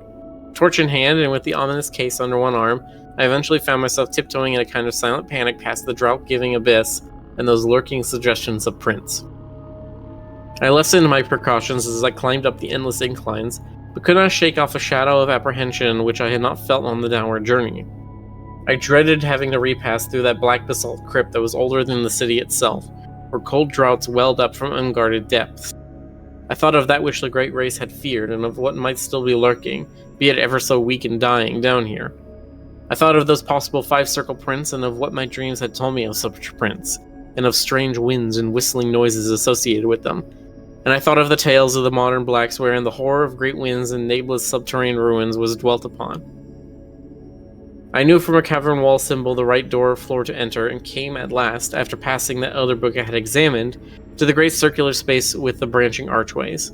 On my right, and at once recognizable, was the arch through which I had arrived. This I now entered, conscious that the rest of my course would be harder because of the tumbled state of the masonry outside the archive building. My new metal-cased burden weighed upon me, and I found it harder and harder to be quiet as I stumbled among debris and fragments of every sort. Then I came to the ceiling-high mound of debris through which I had wrenched a scanty passage. My dread at wriggling through again was infinite, for my first passage had made some noise, and I now, after seeing those possible prints, dreaded sound above all things. The case, too, doubled the problem of traversing the narrow crevice. But I clambered up the barrier as best I could, and pushed the case through the aperture ahead of me. Then, torch in mouth, I scrambled through myself, my back torn as before by stalactites. As I tried to grab the case again, it fell some distance ahead of me down the slope of debris, making a disturbing clatter and arousing echoes which sent me into a cold perspiration. I lunged for it once and regained it without further noise, but a moment afterward the slipping of blocks under my feet raised a sudden and unprecedented din. The din was my undoing. For, falsely or not, I thought I heard it answered in a terrible way from spaces far behind me. I thought I heard a shrill whistling sound, like nothing else on Earth, and beyond any adequate verbal description. It may have been only my imagination. If so, what followed has a grim irony. Silence. Since, save for the panic of this thing, the second thing might never have happened. As it was, my frenzy was absolute and unrelieved. Taking my torch in my hand and clutching feebly to the case, I leaped and bounded wildly ahead with no idea in my brain beyond a mad desire to race out of these nightmare ruins to the waking world of desert and moonlight which lay so far above. I hardly knew it when I reached the mountain of debris which towered into the vast blackness beyond the caved-in roof, and bruised and cut myself repeatedly in scrambling up its steep slope of jagged rocks and fragments. Then came the great disaster.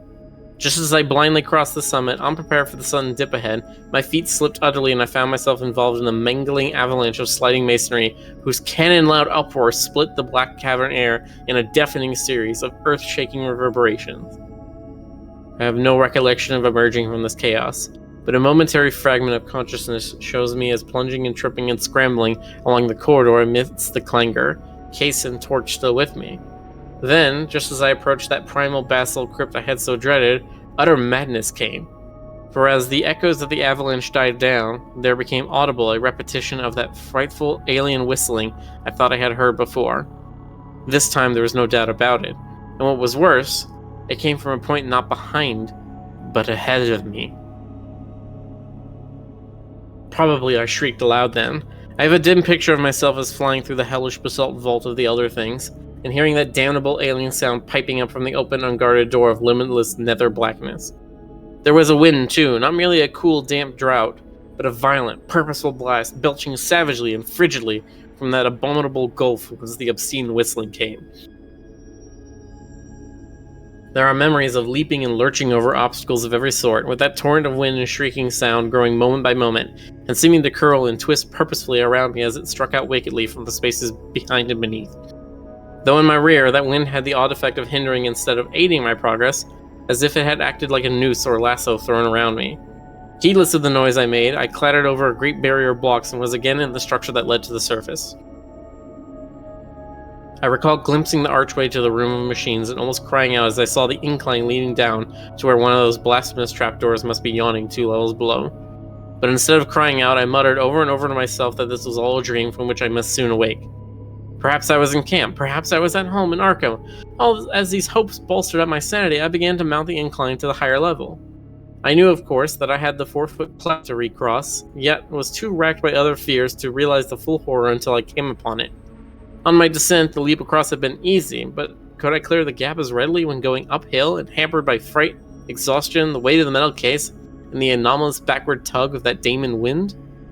I thought of these things at the last moment, and thought also of the nameless entities which might be lurking in the black abysses below the chasm. My wavering torch was growing feeble, but I could tell by some obscure memory when I neared the cleft. The chill blasts of wind and the nauseous whistling shrieks behind me were for the moment like a merciful opiate, dulling my imagination to the horror of the yawning gulf ahead. And then I became aware of the added blasts and whistling in front of me. Tides of abomination surging up through the cleft itself, from depths unimagined and unimaginable. Now indeed, the essence of pure nightmare was upon me. Sanity departed, and ignoring everything except the animal impulse of flight, I merely struggled and plunged upward over the incline's debris as if no gulf had existed. Then I saw the chasm's edge, leaped frenziedly with every ounce of strength I possessed, and was instantly engulfed in a pandemonic vortex of loathsome sound and utter, materially tangible blackness. This is the end of my experience so far as I can recall. Any further impressions belong wholly to the domain of phantasmagoric delirium. Dream, madness, and memory merged wildly together in a series of fantastic, fragmentary delusions which can have no relation to anything real. There was a hideous fall through incalculable leagues of viscous sentient darkness, and a babble of noises utterly alien to all that we know of the earth and its organic life. Dormant, rudimentary senses seemed to start with vitality within me, telling of pits and voids peopled by floating horrors and leading to sunless crags and oceans and teeming cities of windowless basalt towers upon which no light ever shone. Secrets of the primal planet and its immemorial eons flashed through my brain without the aid of sight or sound, and there were known to me things which not even the wildest of my former dreams had ever suggested. and all the while cold fingers of damp vapor clutched and picked at me, and that eldritch damnable whistling shrieked fiendishly above all the alternations of babble and silence in the whirlpools of darkness around. Afterward, there were visions of the Cyclopean city of my dreams, not in ruins, but just as I had dreamed of it. It was in my conical, non-human body again, and mingled with crowds of the great race and the captive minds who carried books up and down the lofty corridors and vast inclines. Then, superimposed upon these pictures, were frightful momentary flashes of a non-visual consciousness involving desperate struggles, a writhing free from clutching tentacles of whistling wind, an insane, bat-like flight through half-solid air, a feverish burrowing through the cyclone-whipped dark, and wild stumbling and scrambling over fallen masonry. Once there was a curious, intrusive flash of half-sight, a faint, diffuse suspicion of bluish radiance far overhead. Then there came a dream of wind-pursed climbing and crawling, of wriggling into a blaze of sardonic moonlight through a jumble of debris which slid and collapsed after me amidst a morbid hurricane. It was the evil, monotonous beating of what maddening moonlight which at last told me of the return of what I had once known as the objective waking world. I was clawing prone through the sands of the Australian desert, and around me shrieked such a tumult of wind as I had never known before on our planet's surface. My clothing was in rags, and my whole body was a mass of bruises and scratches. For full consciousness returned very slowly, and at no time could I tell just where true memory left off and delirious dream began. There had seemed to be a mound of Titan blocks, an abyss beneath it, a monstrous revelation from the past, and a nightmare horror at the end. But how much of it was real? My flashlight was gone, and likewise any metal case I may have discovered. Had there been such a case, or any abyss, or any mound? Raising my head, I looked behind me and saw only the sterile, undulant sands of the waste. The demon wind died down, and the bloated fungoid moon sank reddeningly in the west. I lurched to my feet and began to stagger southwestward towards the camp. What in truth had happened to me? Had I merely collapsed in the desert and dragged a dream-racked body over miles of sand and buried blocks? If not, how could I bear to live any longer?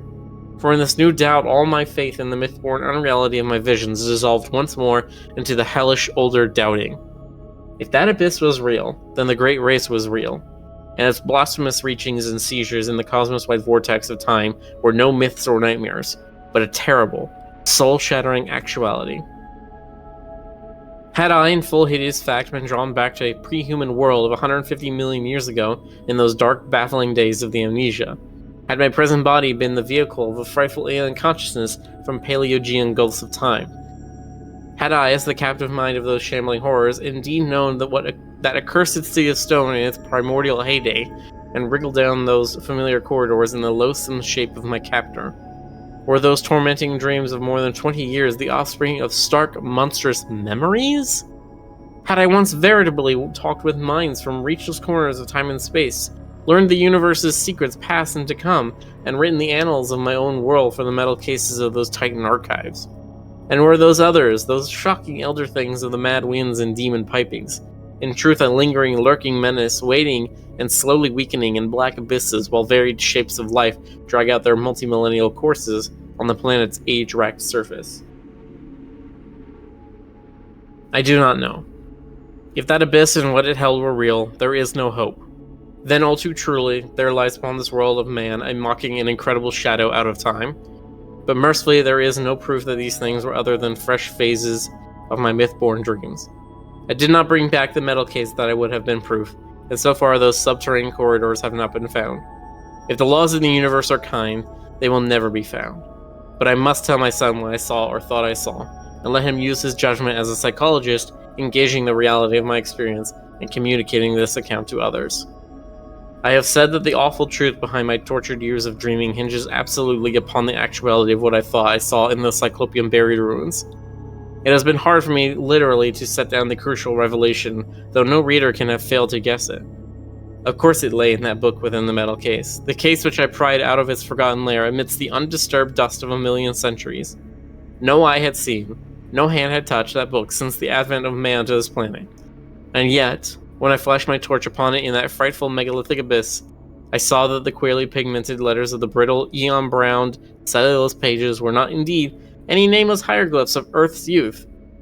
They were instead the letters of our familiar alphabet, spelling out the words of the English language in my own handwriting. The end. I do love that ending.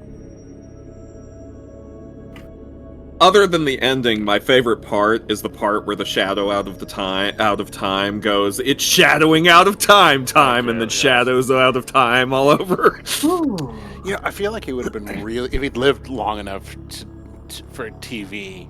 Well, I guess he lived long for TV. But I mean, if he'd lived long enough for like documentaries, he would have been great at doing like deep sea documentaries. You know, can you just imagine that?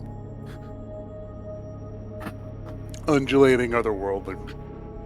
Undulating other kelp and, you know, cyclopean blah blah your face. Anyway, Cyclopean blah blah your face. Can Yeah. I quote you on that? no. All right. So So what's next? here's the dealio. Excuse me. I have the story that Frederick picked to be read, Right. which will take about an hour, more or less. And I have one from my list, which will take 35 to 40 minutes or so, depending on the speed of my reading. If we do one of them today, we will likely do another one another night. So, Rick, which would you prefer I did tonight? The hour one or the closer to half-hour one? I'm pretty sure the closer to half-hour one. Very well. It shall soon become obvious why I chose this one. Just as a tiny little bit of preface, whatever. This precipice, untold abysses, etc., etc. This story was originally intended to be one of the opening chapters of a longer work. The author scrapped it when he decided it wasn't working, especially in light of some new ideas that he came up with for the same work. And some years after his death, this beta chapter, if you will, was published by his widow in a collection of short stories along with some of his other works. There are some remnants of this, little fragments of ideas of this that survived into the finished novel, but most of this is just kind of its own thing, right? Also, I may attempt to do some accents in this. I do not promise. You can't see the look I'm giving you, but I'm giving you a I look. can feel it. Well, howdy there, little missy. My name is Quincy Morris. I'd like to make your acquaintance there. Oh my god. I may attempt to do some accents in this. I do not promise they will be good ones, but we will see. All right? Therefore, ergo, henceforth and to wit, I submit now for the approval of the Midnight Society, Dracula's Guess by Bram Stoker.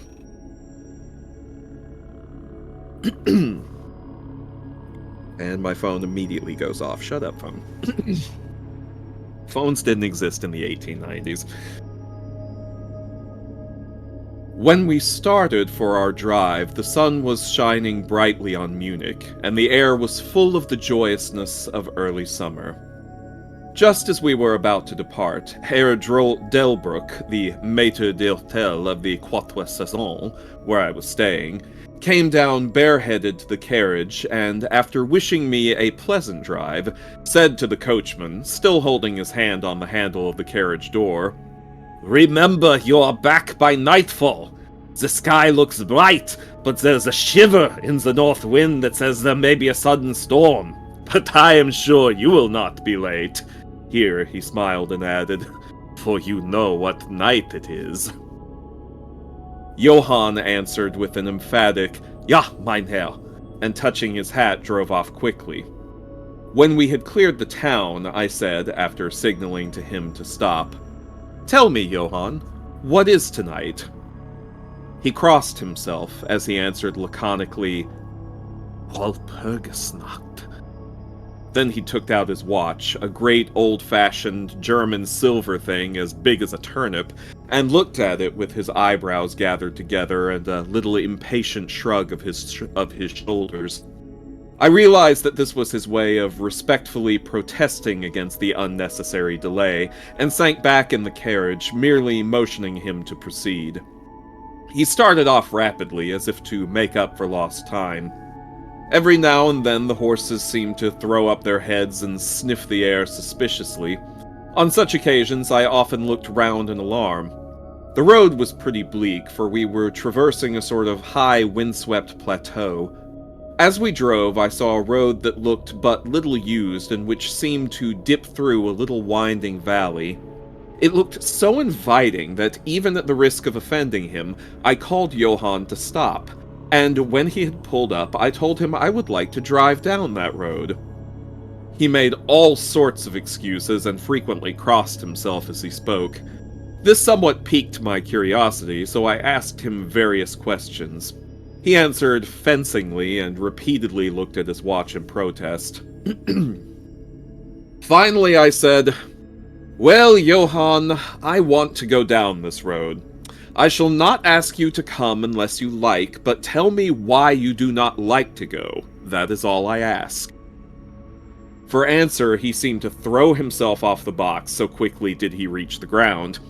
Then he stretched out his hands appealingly to me, and implored me not to go. There was just enough of English mixed with the German for me to understand the drift of his talk. He seemed always just about to tell me something, the very idea of which evidently frightened him, but each time he pulled himself up, saying, "Walpurgis Nacht!" I tried to argue with him, but it was difficult to argue with a man when I did not know his language. The advantage certainly rested with him, for although he began to speak in English of a very crude and broken kind, he always got excited and broke into his native tongue, and every time he did so, he looked at his watch. Then the horses became restless and sniffed the air. At this he grew very pale, and looking around in a frightened way, he suddenly jumped forward, took them by the bridles, and led them on some 20 feet. I followed and asked why he had done this. For an answer, he crossed himself, pointed to the spot we had left, and drew his carriage in the direction of the other road, indicating a cross, and said, first in German, then in English, "Buried him. Him what killed themselves." I remembered the old custom of burying suicides at crossroads. Ah, I see, a suicide! How interesting! But for the life of me, I could not make out why the horses were frightened. Whilst we were talking, we heard a sort of sound between a yelp and a bark. It was far away, but the horses got very restless, and it took Johann all his time to quiet them. He was pale and said, "It sounds like a wolf. But yet there are no wolves here now." "No?" I said, questioning him. "Isn't it long since the wolves were so near the city?" "Long, long," he answered. "In the spring and summer, but with the snow the wolves have been here not so long." Whilst he was petting the horses and trying to quiet them, dark clouds drifted rapidly across the sky. The sunshine passed away, and a breath of cold wind seemed to drift over us. It was only a breath, however, and more of a warning than a fact, for the sun came out brightly again. Johann looked under his lifted hand at the horizon and said, "The storm of snow, he comes before a long time." Then he looked at his watch again, and straightway holding his reins firmly, for the horses were still pawing the ground restlessly and shaking their heads, he climbed to his box as though the time had come for proceeding on our journey. I felt a little obstinate, and did not at once get into the carriage. "Tell me," I said, "about this place where the road leads," and I pointed down. Again he crossed himself and mumbled a prayer before he answered, "It is unholy." "What is unholy?" I inquired. "The village." "Then there is a village?" No one lives there hundreds of years. My curiosity was piqued. But you said there was a village. There was. Where is it now? Whereupon he burst out into a long story in German and English, so mixed up that I could not quite understand exactly what he said. Roughly, I gathered that long ago, hundreds of years, men had died there and been buried in their graves, but sounds were heard under the clay, and when the graves were opened, men and women were found rosy with life and their mouths red with blood. And so, in haste to save their lives, aye, and their souls, and here he crossed himself, those who were left fled away to other places, where the living lived and the dead were dead, and not something. He was evidently afraid to speak the last words. As he proceeded with his narration, he grew more and more excited. It seemed as if his imagination had got hold of him, and he ended in a perfect paroxysm of fear, white-faced, perspiring, trembling, and looking round him as if expecting that some dreadful presence would manifest itself there in the bright sunshine on the open plain. Paroxysm, yeah. Finally, in an agony of desperation, he cried, "Walpurgis Nacht!" and pointed it to the carriage for me to get in. All my English blood rose at this, and standing back I said, "You are afraid, Johann. You are afraid. Go home. I shall return alone. The walk will do me good." The carriage door was open. I took from the seat my oak walking stick, which I always carry on my holiday excursions, and closed the door, pointing back to Munich, and said, "Go home, Johann. Walpurgisnacht doesn't concern Englishmen." The horses were now more restive than ever, and Johann was trying to hold them in, while excitedly imploring me not to do anything so foolish. I pitied the poor fellow. He was so deeply in earnest, but all the same I could not help laughing. His English was quite gone now. In his anxiety, he had forgotten that his only means of making me understand was to talk my language, so he jabbered away in his native German. Began to be a little tedious. After giving the direction, home, I turned to go down the crossroad into the valley. With a despairing gesture, Johann turned his horses towards Munich. I leaned on my stick and looked after him. He went slowly along the road for a while, then there came over the crest of the hill a man tall and thin. I could see so much in the distance. When he drew near the horses, they began to jump and kick about, then to scream with terror. Johann could not hold them in. They bolted down the road, running away madly. I watched them out of sight, then looked for the stranger, but I found that he too was gone. With a light heart, I turned down the side road through the deepening valley to which Johann had objected. There was not the slightest reason that I could see for his objection, and I dare say I tramped for a couple of hours without thinking of time or distance, and certainly without seeing a person or a house. So far as the place was concerned, it was desolation itself. But I did not notice that this particularly till, on turning a bend in the road, I came upon a scattered fringe of wood. Then I recognized that I had been impressed unconsciously by the desolation of the region through which I had passed. I sat down to rest myself and began to look around. It struck me that it was considerably colder than it had been at the commencement of my walk. A sort of sighing sound seemed to be around me with now and then, high overhead, a sort of muffled roar. Looking upwards, I noticed that great thick clouds were drafting rapidly across the sky from north to south at a great height. There were signs of a coming storm in some lofty stratum of the air. I was a little chilly, and thinking that it was the sitting still after the exercise of walking, I resumed my journey. The ground that I passed over was now much more picturesque. There were no striking objects that the eye might single out, but in all there was a charm of beauty. I took little heed of time, and it was only when the deepening twilight forced itself upon me that I began to think of how I should find my way home. The air was cold, and the drifting of clouds high overhead was more marked. They were accompanied by a sort of faraway rushing sound, through which seemed to come at intervals that mysterious cry which the driver had said came from a wolf. For a while I hesitated. I had said I would see the deserted village, so on I went and presently came on a wide stretch of open country, shut in by hills all around. Their sides were covered with trees which spread down to the plain, dotting in clumps the gentler slopes and hollows which showed here and there. I followed with my eye the winding of the road and saw that it curved close to one of the densest of these clumps and was lost behind it. As I looked, there came a cold shiver in the air, and the snow began to fall.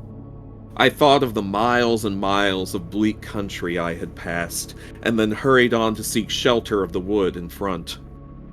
Darker and darker grew the sky, and faster and heavier fell the snow, till the earth before and around me was a glistening white carpet, the further edge of which was lost in misty vagueness.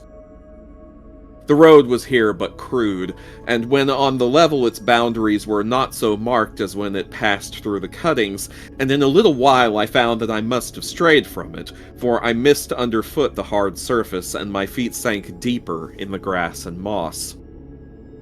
Then the wind grew stronger and blew with ever-increasing force, till I was fain to run before it.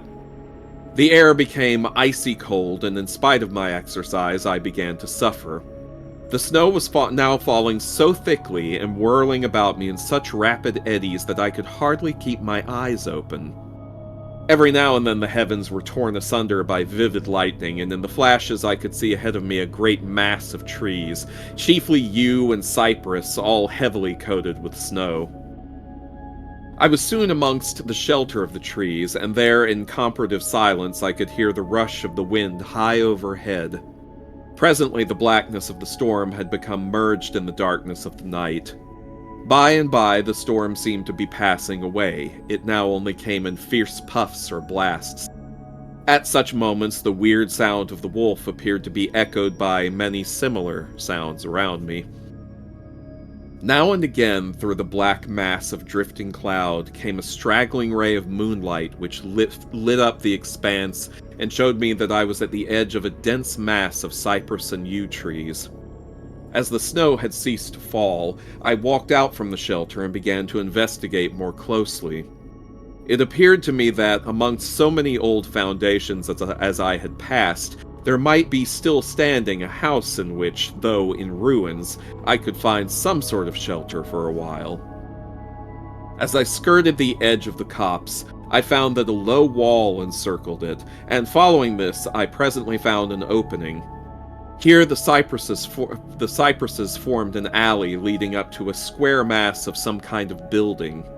Just as I caught sight of this, however, the drifting clouds obscured the moon, and I passed up the path in darkness. The wind must have grown colder, for I felt myself shiver as I walked, but there was hope of shelter, and I groped my way blindly on. I stopped, for there was a sudden stillness. The storm had passed, and perhaps in sympathy with nature's silence, my heart seemed to cease to beat. But this was only momentarily, for suddenly the moonlight broke through the clouds, showing me that I was in a graveyard, and that the square object before me was a great massive tomb of marble, as white as the snow that lay on and all around it. With the moonlight there came a fierce sigh of the storm, which appeared to resume its course with a long, low howl, as of many dogs or wolves. I was awed and shocked, and I felt the cold perceptibly grow upon me, till it seemed to grip me by the heart. Then, while the flood of moonlight still fell on the marble tomb, the storm gave further evidence of renewing, as though it were returning on its track. Impelled by some sort of fascination, I approached the sepulchre to see what it was and why such a thing stood alone in such a place. I walked around it and read over the Doric door in German. Countess Dollingen of Graz, in Styria, sought and found death, 1801. On the top of the tomb, seemingly driven through the solid marble, for the structure was composed of a few vast blocks of stone, was a great iron spike or stake. On going to the back, I saw, graven in great Russian letters, "The dead travel fast." There was something so weird and uncanny about the whole thing that it gave me a turn, and made me feel quite faint. I began to wish for the first time that I had taken Johann's advice. Here a thought struck me, which came under almost mysterious circumstances and with a terrible shock. This was Walpurgis Night. Walpurgis Night was when, according to the belief of millions of people, the devil was abroad, when the graves were opened and the dead came forth and walked, when all evil things of earth and air and water held revel. This very place the driver had specially shunned. This was the depopulated village of centuries ago. This was where the suicide lay, and this was the place where I was alone, unmanned, shivering with cold in a shroud of snow with a wild storm gathering upon me. It took all my philosophy, all the religion I had been taught, all my courage not to collapse in a paroxysm of fright. And now a perfect tornado burst upon me. The ground shook as though thousands of horses thundered across it, and this time the storm bore on its icy wings not snow, but great hailstones which drove with such violence that they might have come from the thongs of Balearic slingers, hailstones that beat down leaf and branch and made the shelter of the cypresses of no more avail than though their stems were standing corn. At the first I had rushed to the nearest tree, but I was soon fain to leave it and seek the only spot that seemed to afford refuge, the deep Doric doorway of the marble tomb.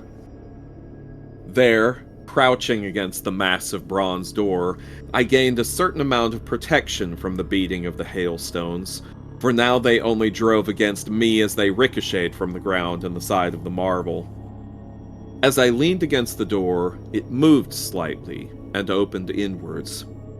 The shelter of even a tomb was welcome in that pitiless tempest, and I was about to enter it when there came a flash of forked lightning that lit up the whole expanse of the heavens. In the instant, as I am a living man, I saw, as my eyes turned into the darkness of the tomb, a beautiful woman with rounded cheeks and red lips, seemingly sleeping on a bier. As the thunder broke overhead, I was grasped as by the hand of a giant and hurled out into the storm. The whole thing was so sudden that before I could realize the shock, moral as well as physical, I found the hailstones beating me down.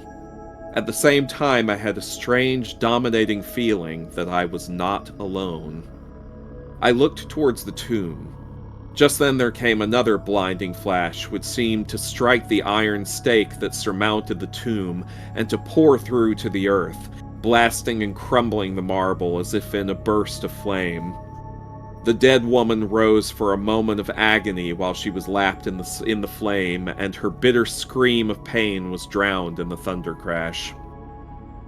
The last thing I heard was this mingling of dreadful sound, as again I was seized in the giant grasp and dragged away, while the hailstones beat on me and the air around seemed reverberant with the howling of wolves.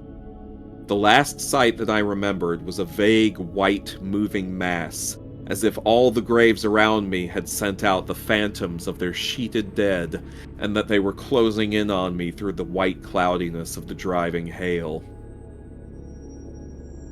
Gradually, there came a sort of vague beginning of consciousness, then a sense of weariness that was dreadful. For a time, I remembered nothing, but slowly my senses returned. My feet seemed positively racked with pain, yet I could not move them. They seemed to be numbed, Then there was an icy feeling at the back of my neck and all down my spine and my ears, like my feet were dead yet in torment, but there was in my breast a sense of warmth which was by comparison delicious. It was as a nightmare, a physical nightmare, if one may use such an expression, for some heavy weight on my chest made it difficult for me to breathe. This period of semi-lethargy seemed to remain a long time, and as it faded away I must have slept or swooned. Then came a sort of loathing, like the first stage of seasickness, and a wild desire to be free of something, I knew not what. A vast stillness enveloped me, as though all the world were asleep or dead, only broken by the low panting as of some animal close to me. I felt a warm rasping at my throat, then came a consciousness of the awful truth which chilled me to the heart and sent the blood surging up through my brain. Some great animal was lying on me, and now licking my throat. I feared to stir, for some instinct of prudence bade me lie still, but the brute seemed to realize that there was now some change in me, for it raised its head. Through my eyelashes I saw above me the two great flaming eyes of a gigantic wolf. Its sharp white teeth gleamed in the gaping red mouth, and I could feel its hot breath fierce and acrid upon me. For another spell of time I remembered no more. Then I became conscious of a low growl, followed by a yelp, renewed again and again. Then seemingly very far away I heard a "Hello! Hello!" as of many voices calling in unison. Cautiously I raised my head and looked in the direction whence the sound came, but the cemetery blocked my view. The wolf still continued to yelp in a strange way, and a red glare began to move round the grove of cypresses, as though following the sound. As the voices drew closer, the wolf yelped faster and louder. I feared to make either sound or motion. Nearer came the red glow over the white pall which stretched into the darkness around me. Then all at once from beyond the trees there came at a trot a troop of horsemen bearing torches. The wolf rose from my breast and made for the cemetery. I saw one of the horsemen, soldiers by their caps and their long military cloaks, raise his carbine and take aim. A companion knocked up his arm, and I heard the ball whiz over my head. He had evidently taken my body for that of the wolf. Another sighted the animals that slunk away, and a shot followed. Then, at a gallop, the troop rode forward, some towards me, others following the wolf as it disappeared amongst the snow-clad cypresses. As they drew nearer, I tried to move but was powerless, although I could see and hear all that went on around me. 2 or 3 of the soldiers jumped from their horses and knelt beside me. One of them raised my head and placed his hand over my heart. "Good news, comrades!" he cried. "His heart still beats!" Then some brandy was poured down my throat. It put vigor into me, and I was able to open my eyes and fully look around. Lights and shadows were moving among the trees, and I heard men call to one another. They drew together, uttering frightful exclamations, and the lights flashed as the others came pouring out of the cemetery pell-mell, like men possessed. When the further ones came close to us, those who were around me asked them eagerly, "Well, have you found him?" The reply rang out hurriedly. No, come away, quick! This is no place to stay, and on this of all nights." "What was it?" was the question, asked in all manner of keys. The answer came variously and all indefinitely, as though the men were moved by some common impulse to speak, yet were restrained by some common fear from giving their thoughts. It indeed," gibbered one, whose wits had plainly given out for the moment. "A wolf, and yet not a wolf," another put in shudderingly. "No use trying for him without the sacred bullet," a third remarked in a more ordinary manner. "Serve us right for coming out on this night. Truly, we have earned our 1,000 marks, were the ejaculations of a fourth. There was blood on the broken marble, another said after a pause. The lightning never brought that there. And for him, is he safe? Look at his throat. See, comrades, the wolf has been lying on him and keeping his blood warm. The officer looked at my throat and replied, He is all right, the skin is not pierced. What does it all mean? We should never have found him but for the yelping of the wolf. What became of it? Asked the man who was holding up my head and who seemed the least panic-stricken of the party, for his hands were steady and without tremor. On his sleeve was the chevron of a petty officer. It went home, answered the man whose long face was pallid and who actually shook with terror as he glanced around him fearfully. There are graves enough there in which it may lie. Come, comrades, come quickly, let us leave this cursed spot. The officer raised me to a sitting posture as he uttered a word of command, then several men placed me upon a horse. He sprang to the saddle behind me, took me in his arms, gave the word to advance, and, turning our faces away from the cypresses, we rode away in swift military order. As yet my tongue refused its office, and I was perforce silent. I must have fallen asleep, for the next thing I remembered was finding myself standing up, supported by a soldier on each side of me.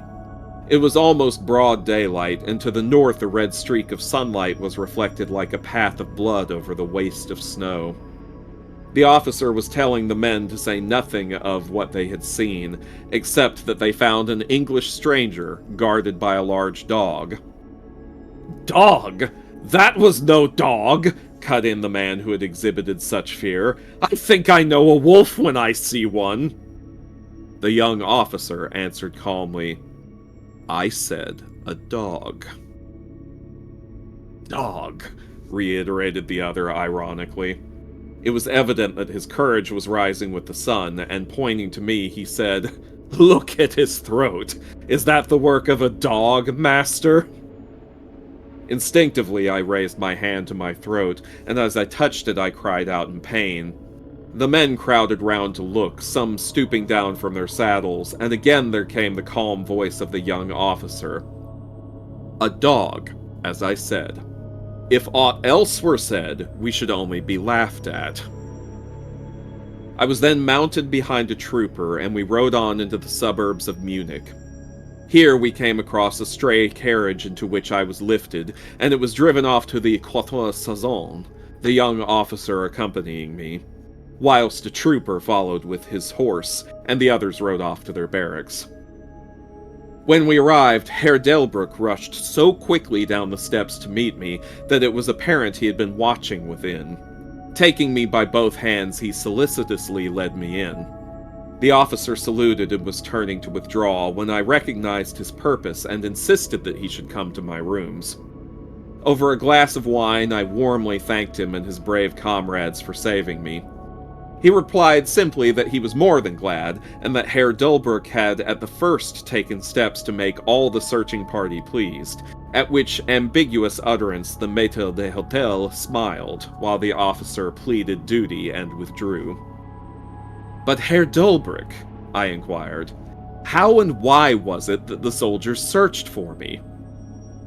He shrugged his shoulders as if in depreciation of his own deed, as he replied, I was so fortunate as to obtain leave from the commander of the regiment in which I served to ask for volunteers. But how did you know I was lost? I asked. The driver came hither with the remains of his carriage, which had been upset when the horses ran away. But surely you would not send a search party of soldiers merely on this account. Oh no, he answered. But even before the coachman arrived, I had this telegram from the boyar whose guest you are. And he took from his pocket a telegram which he handed to me, and I read, Bistritz. Be careful of my guest. His safety is most precious to me. Should aught happen to him, or if he be missed, spare nothing to find him and ensure his safety. He is English and therefore adventurous. There are often dangers from snow and wolves and at night. Lose not a moment if you suspect harm to him. I answer your zeal with my fortune. Dracula. As I held the telegram in my hand, the room seemed to whirl around me, and if the attentive maître d'hôtel had not caught me, I think I should have fallen. There was something so strange in all this, something so weird and impossible to imagine, that there grew on me a sense of my being in some way the sport of opposite forces, the mere vague idea of which seemed in a way to paralyze me. I was certainly under some form of mysterious protection. From a distant country I had come. From a distant country had come, in the very nick of time, a message that took me out of the danger of the snow, sleep, and the jaws of the wolf.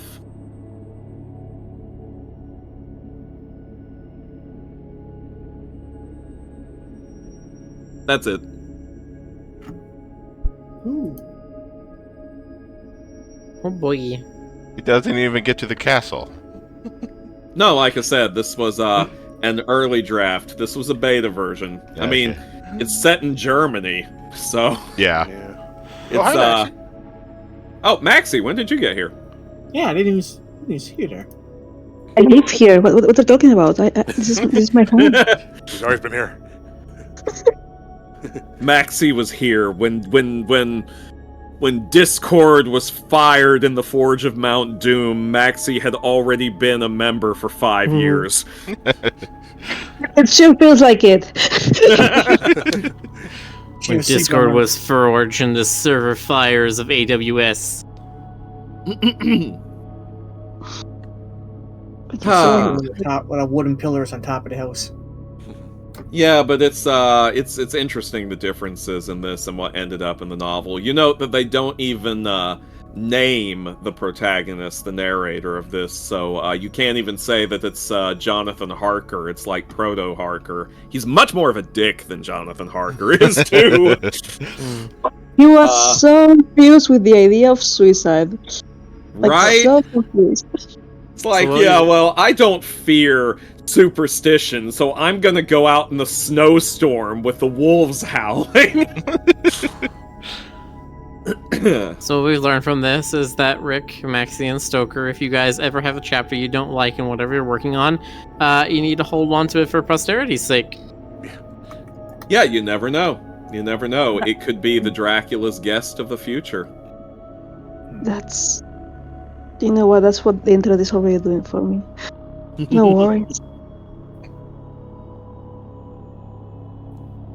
And I certainly have enough unused stuff in Scrivener, so Oh, I can imagine. probably several Same. novels worth. Same. Scrivener is so much fun to write in. But yeah. It's always fun to me when I see you on Discord, Rick, and it says you're playing Scrivener, and you have been playing Scrivener for the past 8 years or whatever. It's a great game. I usually have I it know. open even if I'm not typing on it, and it just takes precedence over everything else, it seems. Yeah, and it's so good that it does like automatic you can set it up to make automatic backups and just it's just a really convenient program. So good. Especially since I'm such a messy writer. I just... Time for a new document. Same. Alright, well thanks everyone for joining us tonight on this spooky stories. Yes. Thank you for joining us to hear stories about protective wolves and fascist triangles.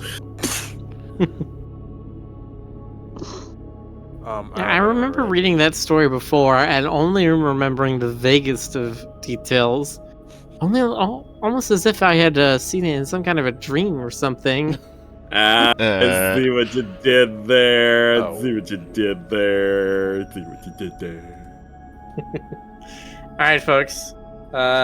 Make sure to check us out tomorrow. We'll be reading some more stories. That's right. There will be, significantly sillier next time. Yeah. I don't know what you're talking about. It is totally serious. It is super serious.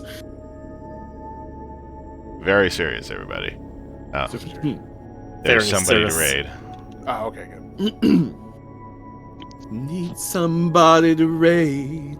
All right, time to increase the energy by like 100-fold. Get ready to be yelled at. Yay! Have a good night, Good night, everybody. everyone. Good night. Night. Good night, Maggie.